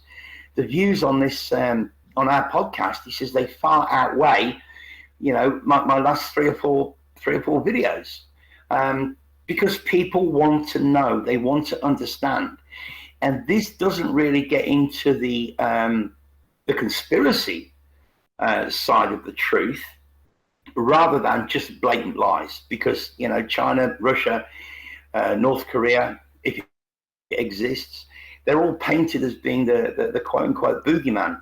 And when I put out podcasts like that on that particular subject, as being literally, you know, a Westerner on the ground, lived in China for 6 years, I kind of know what I'm talking about. I live here, I work here, I earn money here, I interact with people here. So I kind of got a completely different perspective compared to what Western people learn from the TV or read from textbooks. So there's basically an open invitation there, bro. If ever you want to do a podcast, basically on the differences between the West and the East, and they are polar opposites. They are compass opposites. Everything is the opposite of what life is in the West. Everything is the opposite. Complete opposite. One thing I'll mention, Nigel, is this is a very important topic you're bringing up. For example, we can have a discussion about you know, who wrote the Bible and the Jesuits and in the past, and what was stated. And these are things that, you know, we're some of these, let's be frank, some of them are faith-based, that the information is correct, you know, of what this man wrote or what he wrote or what that. This is things, you know, that's a lot of conjecture. What is truth? What is not? How can we verify what this person says? This is why these are nothing to me to debate, because you know, it's a matter of some people wanting to believe certain things and fitting it to their own perspective, their own realm of things. Well, it's speculation. It's speculation. Exactly right. It's speculation. So what I'm getting at is these are not things to argue about. These are things to discuss. We can have, no, I'm not saying here in this platform, but about like things are happening now. We can really, in real time in our lives, we can really dissect and break down when things in the past are very foggy, very, very foggy. And that's the problem with a lot of people, especially with, I'm not saying you at all, Nigel, but a lot of people involved with the school systems. They're going to be pushing past history as factual. Like they're going to say, oh yeah, during, you know, in South America, they did this 7,000 years, and they're just repeating it from a textbook as fact, but they have no personal experience or any way to verify it as truth. Just like I point out to people that talk about the sun and what it's made of helium and hydrogen, supposedly being 93 million miles away. There's no way to verify that. Here's the thing, as I tell these people, here's a perfect analogy to cross-reference. You know, they have these radars that can detect fish in the bottom of the ocean. But we can verify, we can physically go down there and verify what the radar says, that these are actual fish or not. On the bottom of the ocean, we can go down and verify, cross-reference, where we're taking the words of people that created these devices that proclaim, you know, the universe is ever expanding. We know that by these blue and red rays and all this kind of like word salad talk, but there's no way to really verify it. We just have to take their word for it. So these are things where we can discuss things that are objective proof to speculation, like you said, Nigel. Can I just add, because we've been going for 3 hours now, you know, people listen for so long, don't they? I just wondered, like coming to the end now, whether each one of you wants to just say anything, like each one of you wants to have a little word each before we finish. Do you want to start Russian bits, or do you want to go last? I'll just say this, again, when it comes down to it, with science, what we're told, and we always have to look at it this way. You know, they have all these math equations for what we live on, the world that's presented. If what they tell us doesn't match our reality, you could throw out the window. These are foundational things with flat Earth. But moving forward, again, we should really focus on. There's a bigger picture. There's a huge picture of where this madness is leading to. You know, where are they bringing society? They're not bringing me anywhere, because I'm not going along with I'm not jumping aboard their crazy roller coaster for their ups and downs. And they love to bring us in ups then downs, ups and downs. And here's the big thing is, real quickly, is never expect it. You never know. All this nonsense can literally just drop off the flat Earth. And you don't know. But what they want to do is they want to bring the mainstream and the so-called conspiracy people in the state of fear, worry. Listen, I've been at this for so long. I heard decades ago, oh, there's going to be a total collapse this coming September. I've heard this back in 2009, 2010. We had, of course, the economic issues in 2008. But what I'm saying is, oh, it's going to even be worse, and it's you need to have all your supplies, and there's always this fear that's being pushed constantly. So let's not go crazy over that. Literally, what's happening now is just literally there's an invisible enemy that's putting people in the state of fear. Yes, I do believe there's ramifications for this in the future, but also things can go in any direction. So we should never assume that this is going to happen, and especially as truth speakers, we should not keep pushing fear, because we're perpetrating what the media perpetration. That's fear. So I just want to say that. I can keep going on and on, but I'll just stop right there. And I want to thank you, Karen, for inviting me on. Great to have you, everybody here. Nigel, thanks so much as well. And Russian vids, love you lots. Yes. Say again, love you lots. Oh, thank you. Thanks for the love. Love right back at you, and Amy as well. Thanks so much. We all love you, bro. We all love you. Yes. Thank you, brother. Amy, do you want to say anything before we go? Oh, it was a pleasure to be listening in on this hangout, and I like what you just said, Russian Viz, about the fear, because like I said earlier, I'm not afraid of like other people are about catching a virus, but I'm worried about the ramifications for the future. For the Yeah. people, So yeah. I like what you Here's the thing said. is, I would say this, Amy: be vigilant, not paranoid. That's the best probably outlook. Yes. Where they're bringing us in a certain direction, but hey, bringing society in a certain direction, but we don't need to partake in that. And it's here's the thing: is one last thing, and I promise to be the last thing. Whatever this from this bug will transpire, they'll never force you to do anything. You have to do it on your own terms. Like, out of fear, you're gonna go get that shot. Out of fear, you're gonna do this. They might do things like, oh yes, before you can shop at this store, you need to have a card proving that you had the V done to you. This is why I believe they want to eliminate small businesses. So, but there's always loopholes. There's always a way around things. So we have to be a few steps ahead of these people. And like I said, I'll leave it on there. And thanks so much again, everybody. I'll mute myself. Thanks so much. Has Amy finished? Amy finished? Yeah, like Russian Viz was saying too about we don't know what's gonna happen, because sometimes it reminds me of like when a soap opera, sometimes they start a story out, they don't like where it's going, so all of a sudden, bang, they drop it or whatever. So, hopefully, maybe they'll drop some of this. You just never know. So, but it was a pleasure listening to you and Nigel, Russian Viz and Nigel. It just gained always a great education. Oh, So bless you, thank Amy. you. Amy, I love you too. Love you too, Karen. Yeah. Thank you, Amy. Thanks very much for those You're words. welcome. My darling. Anyway, Nigel, you next.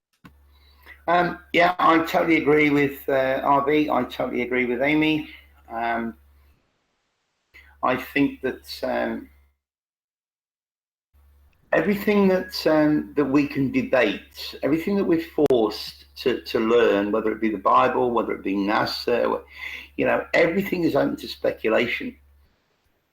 And one of the few things that, in my experience, it's my experience on YouTube, that has not been open to speculation is when I have been interviewed about what people in the West believe about China compared to my own experiences.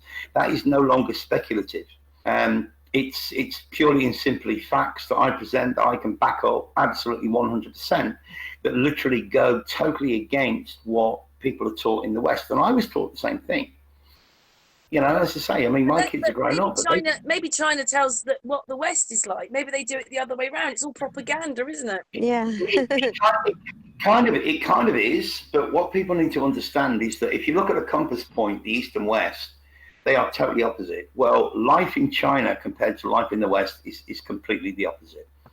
666 in China is actually considered lucky, for argument's sake. And there's just so many things that are the complete polar opposite of what we're taught in the West. And as I say, you know, I've been here for 6 years, and, you know, if I want to go and visit my kids, or if I want to see my kids, I've got to go and visit them. I'm not going to China. Oh, no, no, no. And I'm like, why? Why? Oh, no, because of what they've heard. And I firmly believe that that's why the three or four because we're podcasts. ignorant. Yeah. Well, no, you believe what you're taught.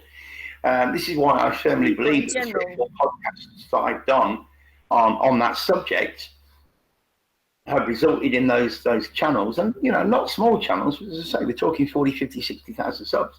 They've had more views than the previous 2 or 3 videos that they put up, because it's not speculative. It's not about speculation. You know, you're talking to somebody that's lived here for 6 years, and has got many, many more years experience of coming to China on business long before I moved here or came here to work. So it's not speculative. It's real. This is what you're taught, and this is how it actually is. So when we've done those kind of podcasts, even though it's not conspiratorial, it does tend to make people think, well, hang on a minute, if that's not true, well, what else is not true? So it does have a knock-on effect. It does help the baby truthers, you know, as Russian Bids likes to call them, or as Stabley calls them, the normies. Same thing, but again, it's foundational. It's fundamental. It's, hang on, what do you think about this? What do you think about China? And then I go in and go, well, actually, you're completely wrong. And then, you know, it kind of blows people away. So, Nigel, thank you so much for coming on and talking and giving all the information. And I love you, Nigel. I know you do. I love you too, baby. Anyway, I really appreciate this amazing talk with amazing people. It's good evening or good afternoon or good morning, wherever you are in this place we live in. But thank you so much. So, well, Amy, mwah, Russian Bids, mwah, and Nigel, mwah, and chat room, mwah. Thank you so much. 3 o'clock in the morning here. Yes. One last thing is, you know, like Henry Kissinger once stated, it's truth does not matter. It's what's perceived to be true that matters. Exactly. Right. Exactly. Yeah. Thank you so much for those last words. The last words are with Russian Bids. Thanks very much, everybody. Not all. God bless. Thank you. Take care. God bless.